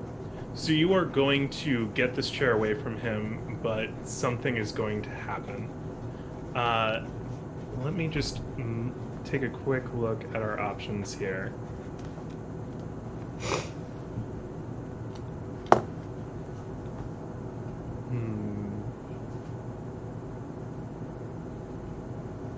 Okay. I'd like to give you a choice. Okay. You may either slip out of the ring now and forfeit this fight by escaping the ring. Or you can get the chair away from him, but an aspect will be generated against you. Okay. With that self-doubt, I think that kind of knocks her back to her senses, and she's going to use this opportunity to just leave the ring. Heck yeah. Yeah, cool. I think that's what she's going to do. Okay. Yeah. You come out of the ring, you knock yourself out of the ring, you hit the ground hard, and when you stand back up, that light is gone and you are in total darkness again. And because you were just looking at blinding white light, this room is darker than it was before. Yep. There is like a moment of silence when you're like just alone. All you hear is your own heavy breathing. And then you start to hear the booze. The booze. Oh, okay. Okay. Yeah, not the booze. Not... I thought I was like alcohol. I was like, what? Hear the tequila. I was like, Captain Morgan's behind me somewhere, or like. I was like, hold on. Okay, yeah. No, and we're not talking like spook house booze either. We're talking booze of a crowd. Yes. Like people upset, yelling and shouting and saying she threw the match, and you hear this boo. You can't see anyone anymore, no silhouettes, no nothing. You just hear this oppressive feeling of rejection. Okay. Shit. I want to keep going, but she's not gonna want to. She's not gonna she's definitely not gonna. Would it make sense for her to want to like steel herself for a second and like try and check in and see if she still has some of that confidence in her? Because she could maybe find it within her to keep going. Yeah, I think that's something that we need to check with her for, because at this point she doesn't care about winning the fight. She just wanted to get that treasure, and so I think with that she may just keep going with that. I think. Okay. Would she grab this belt and take it now? Hell that yeah. She knows. Yeah. She's gonna grab that belt. Yeah, fuck that bitch. I'm good. She's gonna take the belt. F that. Cool. She's gonna take a belt and a chair. You get the Aspect Champion's belt. Yeah. I should clarify. You get the Aspect Stolen Champion's belt. I don't know what you're talking about. I won. You forfeit. You saw the hit. If it was real, he wouldn't be alive right now. If it was real. It's true. That's how you know it was all in your head, because he didn't hit the floor. I know, right? He's still standing just fine. Yeah, and Blue is awesome. I love her. And so grabbing the belt, she's gonna run around the ring and get to the other door. Yeah, sounds good. Yeah. And I'll say her phone. Boo's following you. Fuck him. Fuck him. What did they do for me? Get out of here. I'm Lou Spiro. I don't have time for this. You head to the other end. You get to this door. It's a white door with a metal handle. As your hand goes for this handle, what is the most on your mind? Probably a mixture of I need to get away and also like, what if I'm doing this for nothing? Like, what if she just says no? What if she actually does say no? You know, because that's always something that she's thinking about. So, and with that self-doubt that creeps in to stop her from raging, like, and obviously all the rejection coming from the stands, it's gonna be hard not to amplify that. So yeah, that makes sense. I'm gonna compel. What if she says no? Give you another fate point. Okay. And the way this compel is gonna work is instead of like a modifier of any kind or a reroll, what I want here is for you to tell me a detail. Okay. The thing I want you to tell me is where Lou's self-doubt comes from. Oh, that's so easy. We have down all the stereotypes today. Okay. So her being as loud and proud as she is, that's just to hide the insecurity that she has in her confidence. And so she likes to ask for, for who Ash is she, her, I believe, right? Mm-hmm. Yeah. Ash. She at this point, she's known Ash for a week. She doesn't actually know who Ash is. She just thinks she's really pretty. And like the small snippets of personality that she sees in the classes, like she likes it, but it's not like a huge thing, So she knows that this girl is really gorgeous, but she's not that gorgeous. She doesn't think she's that pretty. She's making up for it with antics and her personality and like being out there, like, being loud, proud about it, getting in everyone's faces, make sure everyone knows who she is. So, that is hiding her insecurity of her, one, of her looks, and two, of her self-confidence. Cool. Stereotypes. It's not even stereotypes, right? Like, they're cliches, but they hit hard. They do. I grew up with all of them. Yeah, I feel that. Being an Asian woman with an Asian tiger mom. Yeah. Lou, you open this door. The floor in here is white tile. Okay. So even though this room also isn't lit, it has a brighter feel just from what little light you have. The white tile is reflected. It's the walls in here are also plain white. There is another situation where the only other door is straight ahead of you. Did you put me in a hospital ward?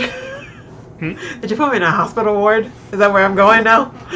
I'm tempted to change it to a hospital ward because you said that, but I'm not going to. Okay. Okay. I was like, I just fought some guy and now I'm going to the hospital. I was like, all right, I guess that makes sense. No, that makes too much sense for the rooms in the Forbidden Wing at Untitled Academy. Fair enough. Yeah. Yeah, I don't think the rooms have a sense of narrative structure. Okay. There are these tables in this room with mirrors on them, kind of like makeup tables. Mm-hmm. There's 6 of them on either wall, and this room is kind of like a hallway, basically. Okay. Above these tables are one long shelf, and on these shelves are a bunch of like mannequin heads and with various wigs and stuff on them. All of the mannequin heads have eyes, and they're all kind of like blankly staring forward. Okay. These mirrors that you see, there's 6 on each side. They're very big, and they are framed by makeup lights. Okay. Which are not on, but you see a light switch. There's apparently electricity in this room, so you could turn them on if you wanted to. Yep. You're going to? Oh yeah, 1000%. Cool. You turn on those lights, and you immediately feel the heat of them as they come on and snap on. And you are confronted with your reflection in a mirror, because the light that you snapped on was right next to one of these mirrors. So those lights snap on, and you see yourself framed by light. Lou, what do you see when you look at yourself in the mirror? She sees a very average girl who's trying too hard. She's trying way too hard to be someone that she is not, to make up for the fact that she wished she could be that person. Yeah. I am going to be rolling for the force of this room against you to create a self-doubt related aspect. Okay. Do you want to defend against it? No. Yeah. Yeah, You're I just think. gonna let it happen. Yeah. That feels so true right now. I know, right? Yeah, I think she's just gonna let it happen. I don't think she would fight against it. Okay. So I have rolled a 5 against my passive opposition of 1, which means I succeeded with style. So we're creating an aspect for your self-doubt. What do you think? Trying too hard? Is that what it is? Yeah. Is it as specific as average girl who's trying too hard? Yeah. I would say trying too hard would be a good one. Trying too hard. Okay. Yeah. And this has 2 free invokes on it against you. I think fight is gone. Yep. Because you're no longer there. I want to know from you, I know you're feeling this self-doubt, but I'd believe you if you said yes. Is Fight Me Bitch still here? I think so. I mean, she's still going. She's still going. Yeah, you're still going. Yeah. Yeah, I think that's real true. I love that. Yeah, so I think she definitely still has that. Like, hell yeah. The room was fight. Like, they're telling her to fight, so she's like, all right. But that Fight Me Bitch is part of who you is what's keeping you going right now. Yeah. So I think she's gonna keep that one. Awesome. And so for after she sees her reflection, she kind of just shakes it off a little bit. Like, it's still there. It's in her chest. It hasn't gone away. But she's like, well, I gotta keep moving. You know, I need to make sure that I get whatever I need to make Ash my girlfriend. You know, she is gonna rifle through all. Like, is there any drawers or anything like that on the tables? Yeah, totally. She's gonna rifle through all of them to see if she can find anything. Like, anything that she thinks is worthy enough to present to Ash. Cool. For the most part, it's like these drawers were clearly in a lot of use but haven't been used in years, so it's like gross old makeup that's way expired, and like all sorts of stuff like that. Several of the drawers are just straight up empty. One of them has nothing in it but a little ring box. Okay. Is it open or is it closed? It's closed. She's gonna open it.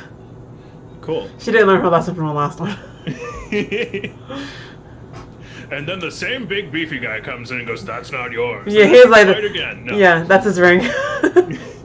Boxing ring, other ring. We're going with a theme. Yeah, there's a theme here. You open this box, and there is a very beautiful diamond ring inside. What would strike your eye about it? What would be like a beautiful diamond ring in your opinion? In my opinion, is how the light reflects off of it. So, like, when crystals get hit by light, there's some sort of reflection. Sometimes they have rainbows in them. So if there's rainbows in the diamond, that's definitely what's gonna catch your eye. Totally. There Yeah. absolutely are. Especially with all of these lights hitting it. It just is. Mm-hmm. So she's like, that's it.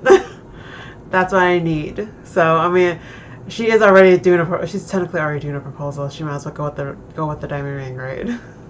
Fuck. Oh, Lou is going hard. Yeah. Lou is like, That hey, do you want to be my girlfriend? Here's a motherfucking diamond Here's a ring. diamond ring. You know, I got it for you. She don't need to know that I'm poor. She don't need to know I stole it from somewhere. She's like, yes, all right, I can leave now. Cool. As you are clicking this close, like, yeah, I've got this. Mm-hmm. You look up in this mirror and you see your reflection again.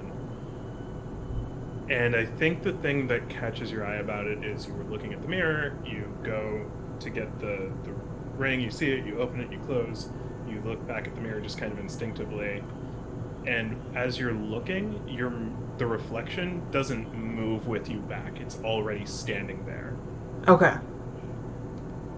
And as you glance, even if it's for just a second, it says to you on the other side, you hear it say, It's not yours. It's not yours. And then she fires, no. No, she says to you, but she will know. She will know you're poor. Yeah. She will know you're not good enough. Oh. Just really working this all down in there, huh? Just really, just really going for it. Lou, I mean, that's gonna hit her. That's gonna hit her hard. She's gonna hold that. She's gonna stand still and think, what if I'm actually not good enough? What if, like, there's so many what ifs. And she's starting to feel a little defeated. She's starting to feel that doubt going stronger. So she kind of loosens her grip on the little ring case, and she's just kind of like limp now. She doesn't have that forcefulness that she had before. Like, she's starting to feel her fight is starting to fade. Is it time for Fight Me Bitch to go away? As much as I don't want it to, but it's... Well, like, so here's the thing. I'm getting the sense from you, Sally, that you don't want her to give in to her self-doubt here. Is there part of her that feels that way? Can we roll for her to defend to keep that around? I'm wondering if her seeing the champion's belt would change. Because she's like... Because she... Seeing the champion's belt, she'll remember the feeling of, you know, that adrenaline rush. Like, she's like, you know, fuck these people. I'm just gonna grab this belt, leave this room, and now I have this diamond ring in my hand, and like, this is exactly what I needed, all that stuff. So maybe that might invoke something in her to keep that feeling. Yeah. Hell yeah. So do I need to still roll for that, or like... I think we still need to roll because there's enough question here. Mm-hmm. I think this is going to be a rebel roll. Yes. I think you're fighting against some pretty serious self-doubt. We're going to start at difficulty 1, but I'm most likely going to be invoking trying too hard against you. Will do. And I'll probably invoke I invoke both of those. So the champion's belt and the Fight Me Bitch, which makes sense. Okay, and you're spending fate points on those? Oh, I had to spend 15 of those. Yes, I will. Stolen Champion's Belt and Fight Me Bitch don't have any more free invokes left. Yes. So I can only spend one on each, right? Is there a limit, or? Yeah, one per is the limit. Yeah, so I'll spend one per. Oh wait, can I do it after I roll? Yeah, you can do it after. Okay. I'll wait till after I roll then. I'll probably need it based on how I've been rolling. let's be real here. Yeah. I probably need it. What'd you get? I got a 1, so it's not that bad. So you've tied. Okay. Yeah, so I have a 4 currently. Awesome. So you got a 4 currently, and you needed to beat a 1, so you're currently succeeding with style. I am going to invoke both of the free invokes on trying too hard, which brings up to a 5 difficulty, so now you're failing. Yeah, so I will invoke I will spend 1 fate point and invoke Fight Me Bitch, which will bring me up to +2, so that'll bring me to 6. So I'm still winning. You're still winning. Yeah, just not with style. Yeah. Yeah. Do you want to spend the one on Stolen Champion's belt to blow this out into success with style, or are you good with just regular success? I think for now I'm good with regular success because I don't think she would. Cool. Yeah. So I'm down to 3 fate points. I think she would, but you're the expert on your character. Well, she is feeling a little defeated. So I don't think she would go all the way out there. This is just the glimmer of getting back to it. Exactly. Yeah, I don't think she'll go all the way out there, but maybe eventually she would. Cool. So, Fight Me Bitch does not go away. You save it. It's still here. You look at that champion's belt in the mirror and on yourself. Yeah, tell me how the feeling changed. Tell me how it shifts. Like I said, she's remembering that adrenaline rush, that feeling of like, you know what? I can't be so scared. I have to keep moving. Like, I'm here for a reason. I'm here to get the girl of my dreams. So, and she grabbed the champion's belt because she said, you know what? These people may be bullying me, but they're not real. They're not there to stop me. And the guy, whoever's there, he stopped me at first, but now he's not here, and now I have the champion's belt, so what are they going to do about it? So that feeling is like her confidence is starting to come back. So she's did all that stuff already, what's stopping her from doing it again? Yeah. I think this is going to create a free invoke on the Stolen Champion's belt. Okay. That feels right.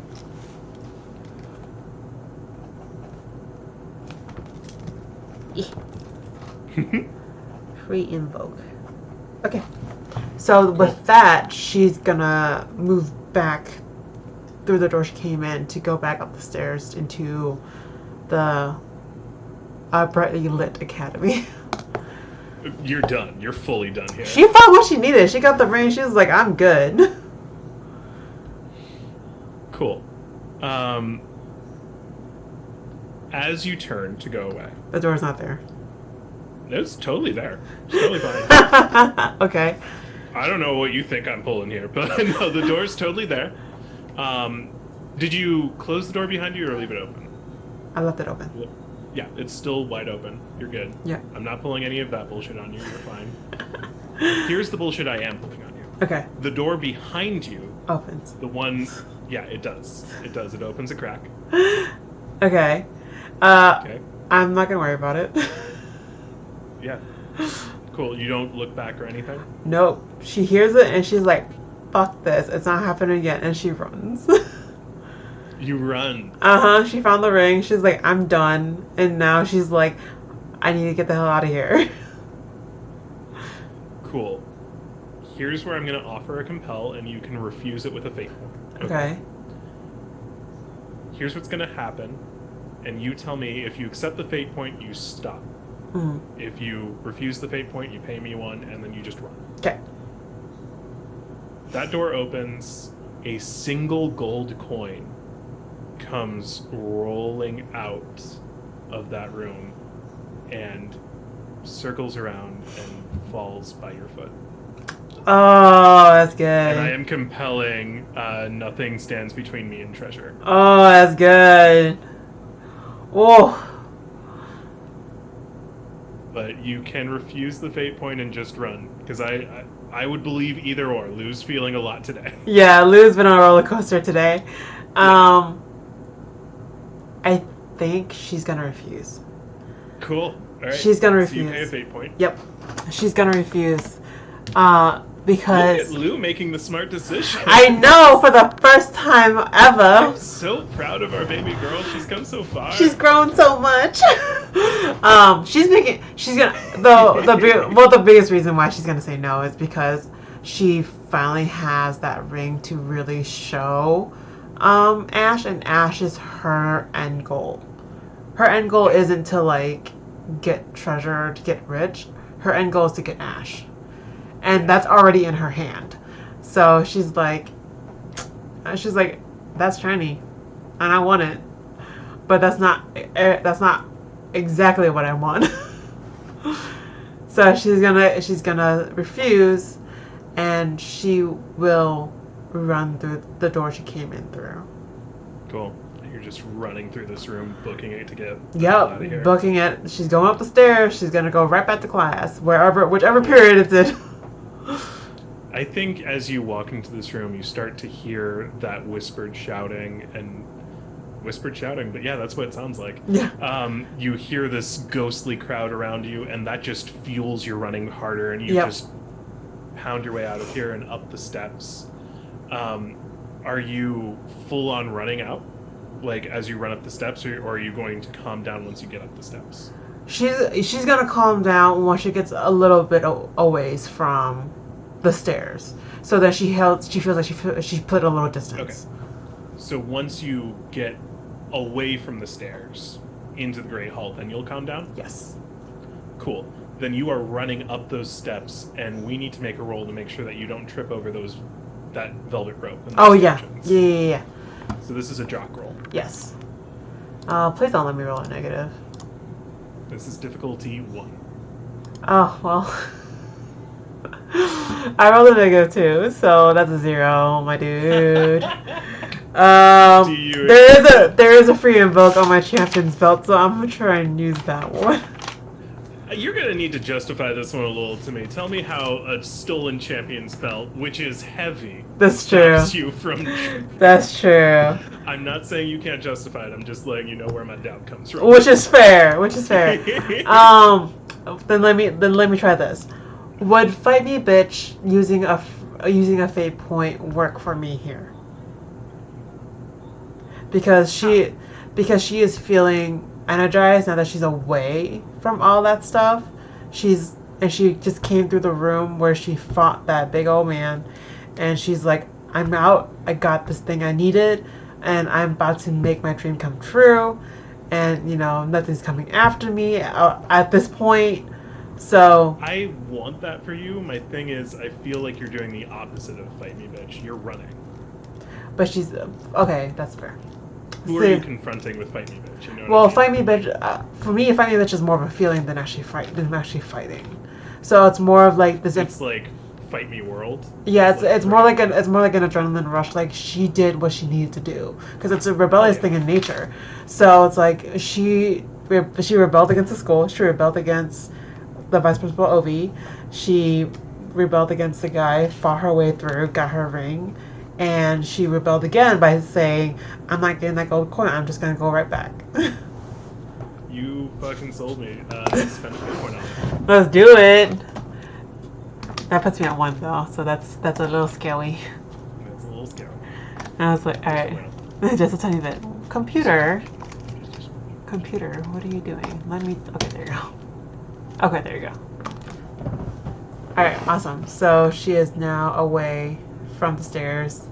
Didn't trip on the rope. I hope nothing's coming after her. I don't know if anything is at the moment, but we shall see. Yeah. I think you get that moment to slow down in the Great Hall. It strikes you how empty it is. You're not used to being here in the middle of classes, so you're not used to just how empty the space is. But even with the emptiness, it's a very different kind of empty. It's not the emptiness of like those Forbidden Wing rooms. This is like very calming, and this is very like, okay, this is normal. Yeah, this is a normal emptiness, not like I'm gonna get you emptiness. As that calmness sets in, would you agree with me that though Fight Me Bitch got us here, it's ready to go?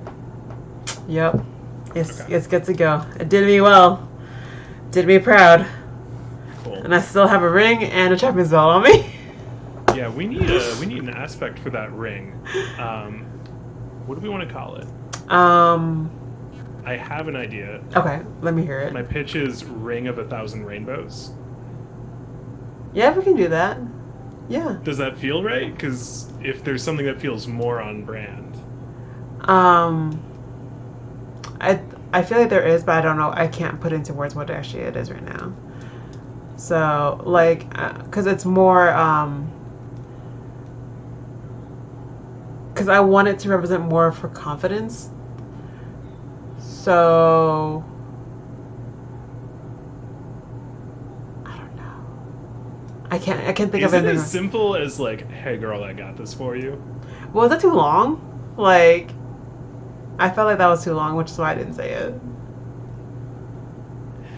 Uh, I'm good with it if you are. Okay, all right, It good. fits right? Like it Yeah. feels right. "Hey, girl, I got this for you." It's Okay. such a clear vibe to me. Okay, yeah, that's the vibe I want. So, Awesome.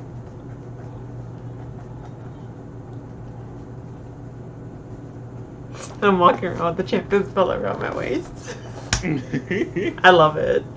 They're gonna be like, I didn't know that's part of school uniform. And you're wearing your blazer and your bow tie and your skirt and just like a This huge ass champion's belt. I love it. That's part of the uniform. Yeah, it's in the rule book. You didn't know. So as you're standing there, you hear the bell ring for second period. You've been there for the entire class period, which means you skipped a class. Your academic tracker moves down 2 steps. What does that bring you to? To an F. Oh no! Oh no! You did tell me your goal was to get expelled. Yes. It's in my book. It's close enough to getting killed, so I can make do with that. So, yeah, you have gotten an F. You have completely blown off class. So this means that the next time you see an authority figure, you will be presented with an expulsion notice. So my goal now is to not be seen, or not to be handed an expulsion letter. Because let's be real, they're gonna find her. Let's also be real, she's gonna run. So here's the other thing. I know what your goals are, right? And we both know where Ash is right now. She's in class. She's going to be heading to second period class, which you have with her. Yeah, let's catch her before she gets that class, though. There's 5 minutes. Okay, so you have 5 minutes to duck and weave through the academic wing, filled with teachers who want to hand you an expulsion notice. So question, how are they going to know they want to expel me? How are all of them going to know at the same time? How are they all going to know without an announcement going out? This is true. Here's what I'm going to say to keep this fair. Okay. I think that your first period teacher is looking for you. Yes. And I think that we can agree that Vice Principal Ovi, being the person who's been waiting for you to trip up, absolutely got wind from the first period teacher that you didn't show up, saw the attendance report, and is actively seeking you out. Fair enough. And so you have 2 people who are actively trying to give you an expulsion notice. I will also say that my first period teacher most likely has already told my second period teacher to look out for me to make sure that they catch me at the door. Cool. Yeah, I figured that makes more sense. Yeah, that makes a lot of sense. So you've got second period is where she's going, and it's the most dangerous place for you to be. And then you've got 2 rovers, not just 1 rover, because first period's not going to leave. Yeah, they have another class. Yeah. Cool. So we need a name for the second period teacher. She can, or actually not she. I don't want her to be a she. Let's make this one a guy. Okay. He, him.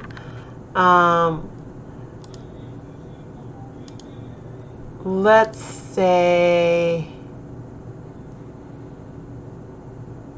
I was gonna say Ramsey, but I don't like that. Art. Art? Yeah, let's do Art. Is that his first name or last name? Last name. Mr. Art? Yeah. Oh, I love that. Mr. Art, he teaches art class. No, he doesn't. He teaches economics. Love that. Mr. Art teaches economics. He got a creative ass last name, but his teaching style is not so much. Mr. Art's like keyword for who he is as a person is just gray. Yeah. That's Mr. Art's vibe. Sounds about right. He's a little color in his life. So okay, we're going to create a situation aspect here. Okay. We're going to call this, and this is going to be another long one. The most important 5 minutes of my life.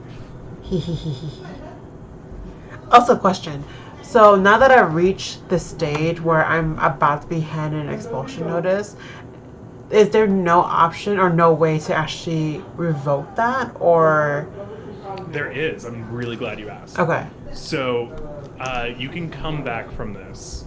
The way this happens is within 24 hours, you are going to get your hearing, right? Your expulsion hearing after you get your notice. yeah,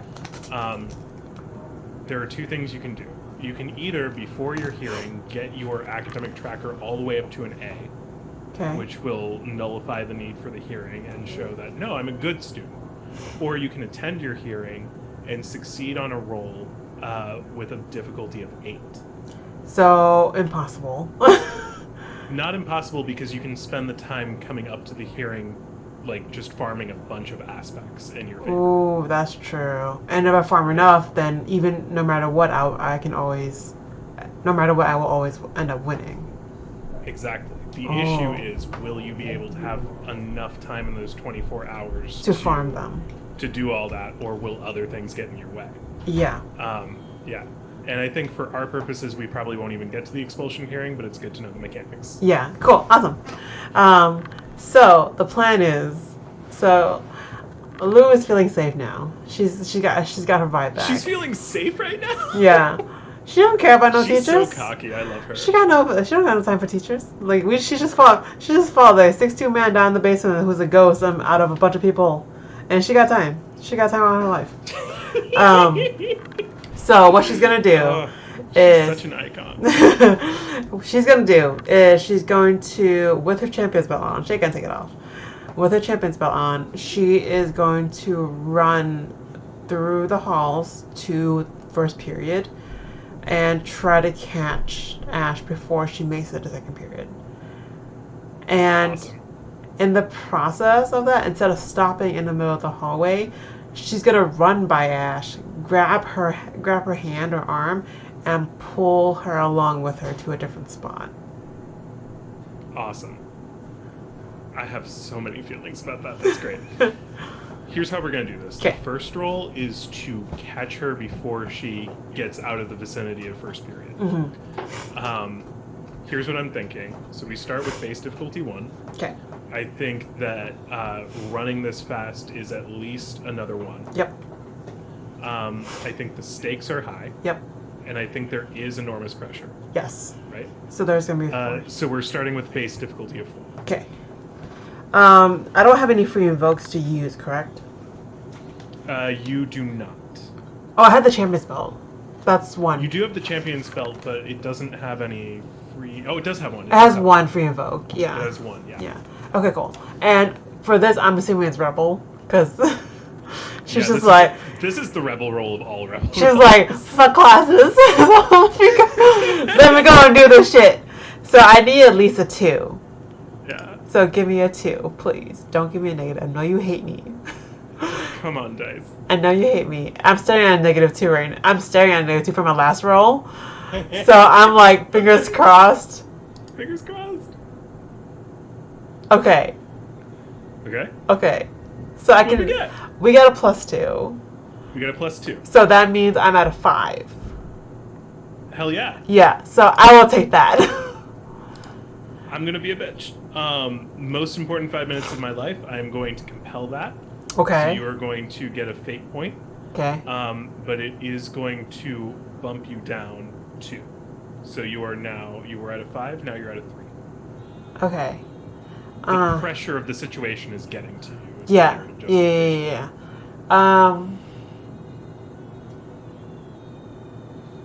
If you fail here at this level, all it means is that you don't catch her at first period. You still have a chance to catch her on her way to second period. Yeah. I think I might just take that. I'll let that, because that makes sense.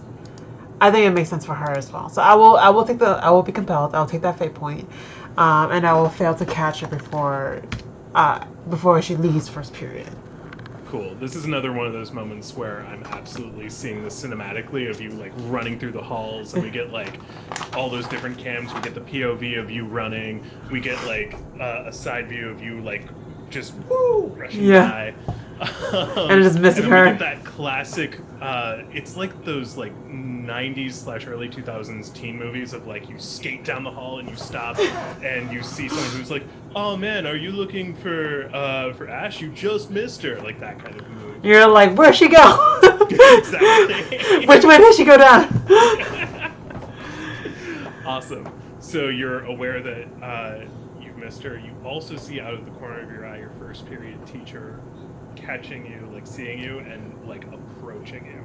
Yeah, no, running. I'm running to our second period, or whichever direction that the bra told me she went into. Yeah, side character Bra. Yeah. Fan favorite. Does in fact point you in the direction of second period. Okay. So here's the thing.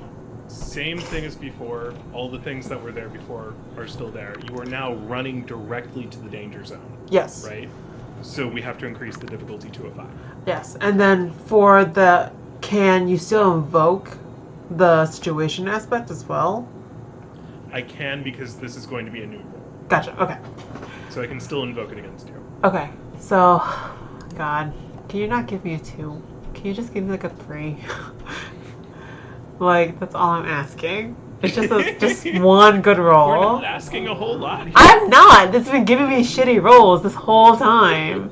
I'm just asking for one good roll. Or two good rolls. Just 2. Two good rolls. Just 2.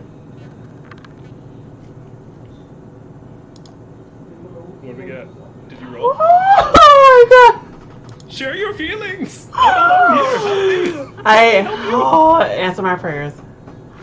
I did get a +3, so that puts me at a 6. Because this is a Puts you at a 6. Yeah, because Rebel is 3. Yes. So Rebel is at a 3 currently. Cool. I'm not going to compel the most important 5 minutes of my life, because I do want to see you succeed here. And I do feel like the pressure is already here, so we don't need to ratchet up more. So you skid down the hallway towards second period. You have just barely succeeded here. So you see her on the way toward that classroom door, and you have caught up to her. We're going to do one more roll. This is the roll to catch her by the arm and lead her somewhere private for a moment. Okay. So, I don't know if the background helps, but in the last week and the weekend itself, Lou has not been quiet or stationary in regards to her pursuit of Ash. So Ash is very well aware of Lou's feelings, and I mean, GM, in your sense, how do you think Ash has been responding to Lou? Playfully. Okay. I think she's been playing it very cool and very coy. Okay. Where you can't tell how into it she is, but she's not bothered, for sure. Yeah. Okay, cool.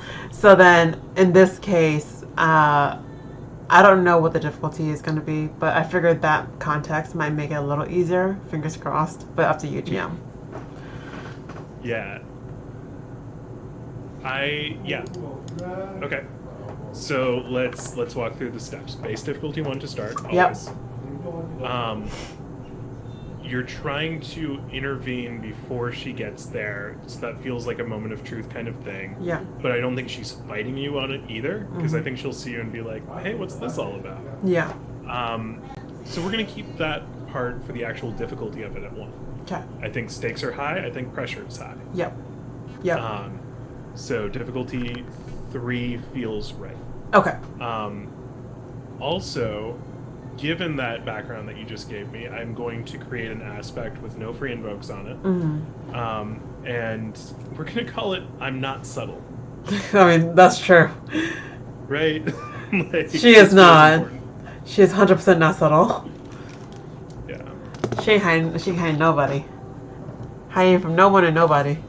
You don't see her hiding from a teacher. She was like, alright, bye. I'll see you later. Cool. Alright, cool. So let me roll.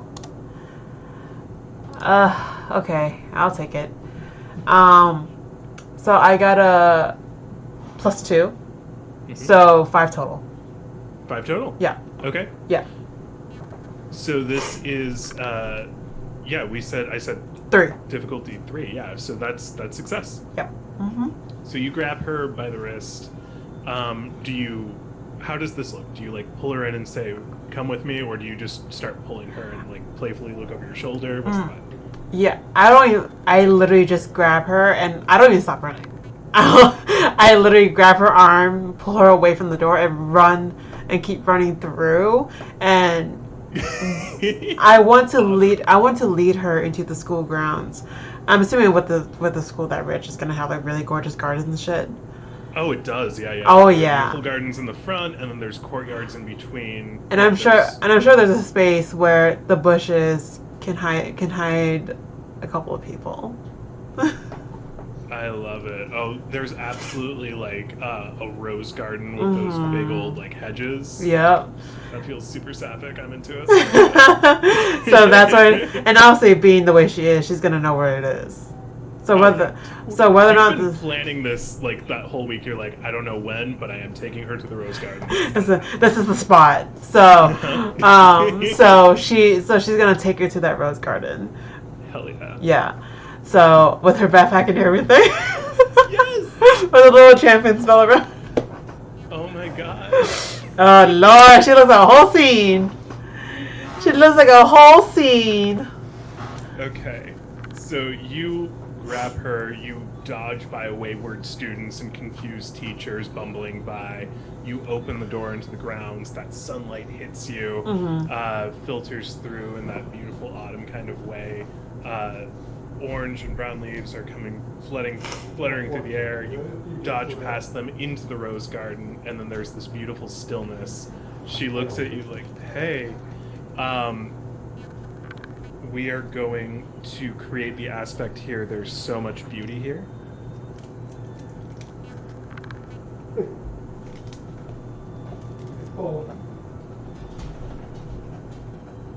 To reflect, the rose garden, and I don't know, maybe her. Like, no big deal. Yeah, nothing. Just don't worry about it. I wouldn't say that she's like beautiful. I mean, she's not beautiful. But it's fun.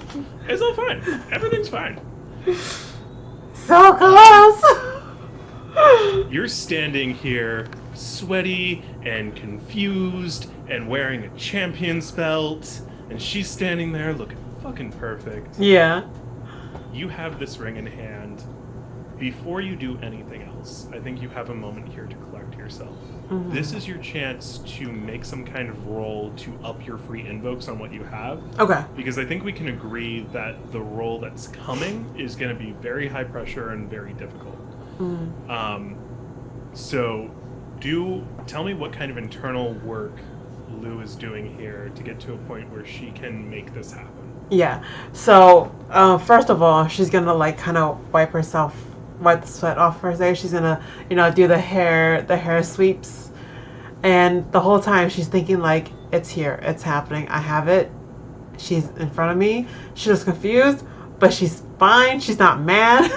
she looks like she's willing to go along with it, which gives her a little bit more confidence boost. And she's like, all right, I can do this. It's gonna happen. She's gonna say yes. I'll deal with the expulsion later. Like, it's gonna happen. It's happening. Like, this is my chance. This is my only chance that I have. Hell yeah. So she's gonna do it. Yeah, okay. This feels like a star roll. Okay. Which sucks. It does, but I do have a star. You're not selling me on Jock or Rebel energy. That feels like star energy. Correct. Okay. Yes. It's only difficulty 1, right? Like this, I'm gonna make it as easy as I can for you because this feels where it's at. Yeah. So difficulty 1, and I think that success means adding free invokes to "Hey girl, I got this for you." Yep. Right? Does that track? Yep. All right. Let's do it. Oh, all right. Okay. Well, oh my god. I have a +1. You have a +1. So a +1 to 1 in star, which is 2 total. Okay. Yeah. You got a 0 on the dice, is what you're telling me? No, I have a +1 on the dice. +1 on the dice. Sorry. Yeah, +1 on the dice. +1 on the dice, +1 from star, 2 total. Great. You're gonna add 1 free invoke to "Hey girl, I got this for you." Gotcha. And I also still have the free invoke for the star aspect as well from the beginning. From the star aspect? Yeah, when I slipped under Jared's arms to kind of smooth my way into the situation. That was yeah. Why don't I have that? Where is that? I know what you're talking about. The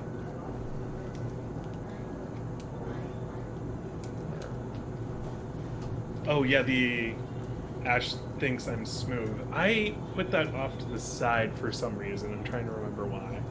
Oh, I used it. Oh wait, but that wouldn't make Yeah, sense. you used the free invoke, and then we agreed that it went away, right? Yeah, but it was only for the star aspect, so it shouldn't have been used for the so it shouldn't have been used for the rebel roll, right? No, sorry. I want to clear this up. Aspects are never tied to identities. Gotcha. They're only tied to the appropriate situation. Okay, that's gone. Okay, cool. Yeah, okay, even if they're made with a particular identity, they're never. Gotcha. Okay, cool. I don't think I can win. Because So here's the thing. Like, I think I'm so on your team here. So like, I want to be fair to the game, but I also want this to work. So question. Yeah. I do have 2 fate points. You do have 2 fate points, yeah. Yes. So even though I have a free invoke on the Hey Girl, I Got This For You, can I still use a fate point on that too? Yes. Okay, cool. So you just only use 1 fate point on an aspect, but you can use as many free invokes as there are. Yes, so cool. You're good there. Yeah. So yes, we have what we need, I think. Okay. I think we're ready for this. Yeah, and if that's still not possible, then I have 1 more fate point left, which I want to use on either I'm Not Subtle or There's So Much Beauty Here. Cool. Which then, yeah, going into it, we're ready. You're armed. Oh! For battle. This is so exciting. Oh, let's go. Okay. All right. So let's. I'm trying to think here if she's providing active opposition or if this is a passive opposition roll. That's up to her personality. So far, she's shown that she's not actively against it, but she's also not actively pursuing it. So I think it's a passive opposition, right? Mm-hmm. I think what you're trying to get past here is her base level, like, too cool for school. You're trying to get through this and pierce her feelings. Yeah. Mm-hmm. Okay. The key thing that I want to check in with here, and I'm almost afraid to ask this, but Lou, you've been doing some pretty serious self-reflection today, and when you were in that mirror earlier, it crossed your mind that you've known this girl a week. Your pursuit of her has been shallow. It's been, she's the prettiest girl, I want to get her the glitziest thing, and then life will be perfect. And in that moment, it became clear to you that that's not the truth, but you've still been blindly pursuing it anyway. Here in this beautiful rose garden, you're set for that path. I'm compelling. I'm going to give you a fate point for this, if you accept. If you accept this fate point, all you have to do is answer honestly. Are you actually into her with real feelings, or is she a treasure you're trying to win? You can refuse this with a fate point and just bruise on through. So question. Does anything change dependent on my answer outside of the fate points? The thing that will change is the difficulty of the coming roll. Okay. And whether or not you decide to make it, basically. It's going to change what happens next, basically. Yeah. Yeah. But if you want to blindly pursue this, you can do that. Because this is very true to life, right? Yeah. And I think there's a mixture of both. I really do. Like, she's pretty, you know, she's the shiniest girl in the school. Like, you know, she wants that. But I think she also knows, like, through the interactions that she's had, like, she hasn't been subtle. She's been in Ash's face, like every single day. So the time of her interactions with her is not small. Yeah. So I'm gonna say that she has enough base feelings to feel like she wants to pursue this relationship truly, and not because she's just pretty. Yeah. So she's gonna. It's almost like that feeling, if I get this right, of like now that I've fought so hard to get here, I want to find out what's really here. I'm fighting for the chance to know if I have feelings for her in that way. Yeah. Is that right? Basically, Okay. yeah. So I'm gonna refuse. Actually, I think you just accepted. Like, you answered. You told me. Oh, okay. Yeah, okay. Yeah. Cool. So, like, I just needed the answer. You gave it to me. You get the fate point. Awesome. Yeah, so she's gonna And- make that roll. Yeah. So here's the difficulty. So base difficulty 1. Yep. I think high pressure situation. Right? Yep. Stakes are high. I'm gonna hit you again with stakes are high because this is the thing that this is your greatest desire. Yep. And I'm gonna hit you one more time because of that answer that you just gave me. Fair. Because this isn't just pursuing a shiny thing. This has a lot to do with who you are as a person and getting in touch with your feels. And that's scary. So we're looking at difficulty 5. All right, I got 3 points on me. So Okay. let's how much. All right, I have, and this is star, right? Yeah, I think this is star unless you can convince me it's Jock or Rebel. But the way you're coming in, it's star. definitely star. Okay, so Swagger. I rolled. Oh God, I don't even know if I can make it. I rolled a +1 on the dice. Okay. So I got one on +1 on the dice. and I have a star. So that's 2 total currently. And then I have a free invoke for the Hey Girl, I Got This For You, which brings me up to 2. So that's 4 total. Then I will use a point on the same one, Hey Girl, I Got This For You, to put it up +2, which was 6. Cool. So you're 6 against a 5. Yes.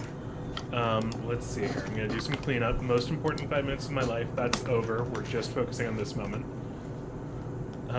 So much beauty here. It's still there. Still there. Haha. I am compelling trying too hard. Because that feels appropriate. Yes. So that is seeping through, so I'm giving you a -2. Okay. So that brings you to a 4. Yeah. I will use another point to invoke on I'm Not Subtle. Because that's definitely not subtle. No, there's no subtlety here. Yeah. In fact, can you tell me... I think that is going to bump you up to victory here. Okay. I think I'm done fighting you on this. So that brings you back up to a 6. You're good. I want to know what totally unsubtle and very earnest thing you do to really, like, show her this ring and really, like, get at her feelings here. Oh Lord, she gotta get down on that knee. She gotta be like, I think for her that's like, because she's not subtle and she's been pretty dramatic in her pursuit as well. I feel like, Yeah, totally. so I feel like that's in character for her and something that should be expected. Hell yeah. Especially if she has a diamond ring, you know.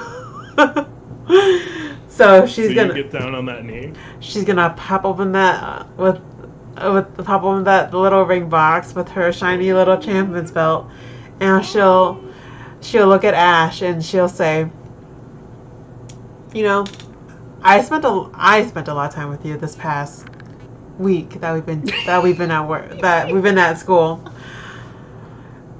and I have not been shy in my feelings. I've told you time and time and again with my actions, I like you. And I would like the chance to get to know you better and develop our relationship if you would let me. And she'll leave it there and hope that she gets a good answer. Well, are you just... So as you say that, there's this moment of stillness. She's looking at you like flabbergasted, totally like, what is happening? And all these feelings are bubbling up and you know they're present, you're not sure what they are. She's looking at you. Are you just kind of standing there, ring open? Are you going to try to put it on her finger? What do you want? You're just I think she'll stand up at this point, but she won't make a move towards her. She'll leave the ring open for her to reach on her own. Cool. Because I feel like that's part of her asking. Cool. I'm going to give you the option here. You were at a success. Do you want to spend anything to bump this up to a success with style? Yes. Yeah, I'm shocked. Yes, I will spend my last fate point on Yes, what are you spending it on so much beauty here. Yeah. You know, with the play of the sunlight, and I'm gonna assume the flowers have just been watered. So then there's a bunch of little dewdrops that was reflecting sunlight as well. There's a bunch of sparkles everywhere, you know, and there's sunlight on the ring, sunlight on the champion's belt. You know, there is so much beauty that's kind of enveloping them both, especially in that rose garden. It's kind of hard to ignore. So I hope that that plays more into her little proposal here, and she gets a yes and not a no. Cool. She comes up to you, closes the distance between you. Your hand is outstretched with the ring box, and it's now like in between your abdomens. Mm-hmm. There's really not that much space between you two. She's looking at you. Her hand reaches out next to yours, over yours, and closes that ring box. And then her other hand comes over to the back of your head, and she pulls you in for a sweet, passionate kiss. Yay! Yes! And we know that when you leave this moment, you will turn around, you will head back into the school, you will be served an expulsion notice, your phone will blow up with messages from your parents who are horribly disappointed. But that doesn't exist right now. All that exists is this rose garden and this kiss. And that is where we end our story with Lou. I'm so excited! My heart rate just jumped like 10 beats. Like, Hell yeah! I'm so excited. I'm legitimately excited because That's so cute. at first it's like I wanted her to be expelled, but I was like, but this is so I need her to get the girlfriend. I need her to have the girlfriend. I'm gonna text my mom back and be like, I got this. I can fix this. I gotta stay here now. It feels good as a one-shot, but I almost wish we were doing this as a campaign because I would love to see her try to stay at this academy and make that expulsion. She's gonna be ridiculous trying to stay at this school. She's gonna be like, I made my choice and I got what I wanted, and I'm gonna make sure I get to keep it. I've seen this game like run the gamut of like themes and feels and touchstones. This is the first one that had like Ferris Bueller's Day Off vibes in the end, you know what I mean? But it totally got there and I loved it. I mean, to be fair, I started off really silly. Yeah. I really did. Great. No, it was fun. I started off really silly, and I really did want it to go into the supernatural because I feel like that's where it can excel the best, especially, you know, based on the game called Betrayal. So honestly, I really I think it's actually a really well put together. Honestly, we haven't played, obviously we haven't done, you know, a wide range of what could be in the game, but I feel like with the way that we played it and at the speed that we played it, I mean, we finished the whole one shot in like 2 hours. 2.5 hours, yeah. Not even 2.5, just 2 hours, because the actual play time was actually 2 hours. We didn't finish the character 2.5 creation. with character creation, yeah. Exactly. So we actually finished the whole game from start to finish with no hiccups. Basically, there was no stopping to, like, you know, oh, is this right? Is this what it should be? You know, et cetera, et cetera. And so I feel like that was actually really nice. And it kept the flow, like, it kept the energy. So I think that's also because of you as the GM, like, making sure that everything just keeps moving, and you're not like stonewalling me at one. You're not trying to stonewall me at one point, which kind of ruins the mood. So it's like, I think it flowed well because of two things: you as the GM, and because you've written a really well put together game. So I'm really excited for you to finish it. And I hope that on the podcast we get to play it. You know, Megan and Charlotte love spoopy horror games, And I hope they like this one. I'm sure eventually they'll give me a chance to actually kill my character. So we'll get there. But I mean, that's what it is. Like, that was so much fun. I enjoyed it. I'm gonna look at my heartbeat and see how how up and down it's been. I can feel like when I was fighting the guy, I felt my heart thumping. And I was like, oh no, it's happening. Oh, it's so good. but I hope that that I was okay as a player, that you enjoyed it. Are you kidding? You were fantastic as a player. I had so much fun. It was so great. It's I'm gonna be real. I'm not a great role player, and I admit that. So it's like, I disagree, madame. You have one session with me, my dude. You have not seen me in my worst. Okay, but I saw you tonight, and this was phenomenal. So I think that you are a great role player. That's fair. Fair enough. But I really hope that you finish it soon, so that we can actually play on the podcast. And if you want, we can actually play it. But that also depends on if everyone wants to run it.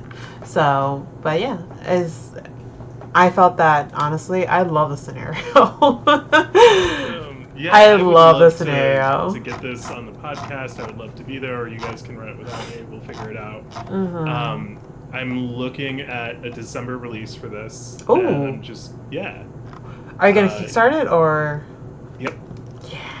Doing the whole gauntlet, doing the Kickstarter. So I'm very close to getting the actual stuff finished. I'm trying to send this out to as many playtesters as possible to refine the Game Master section, because as of right now, I'm pretty much the only person who's run it. Gotcha, okay.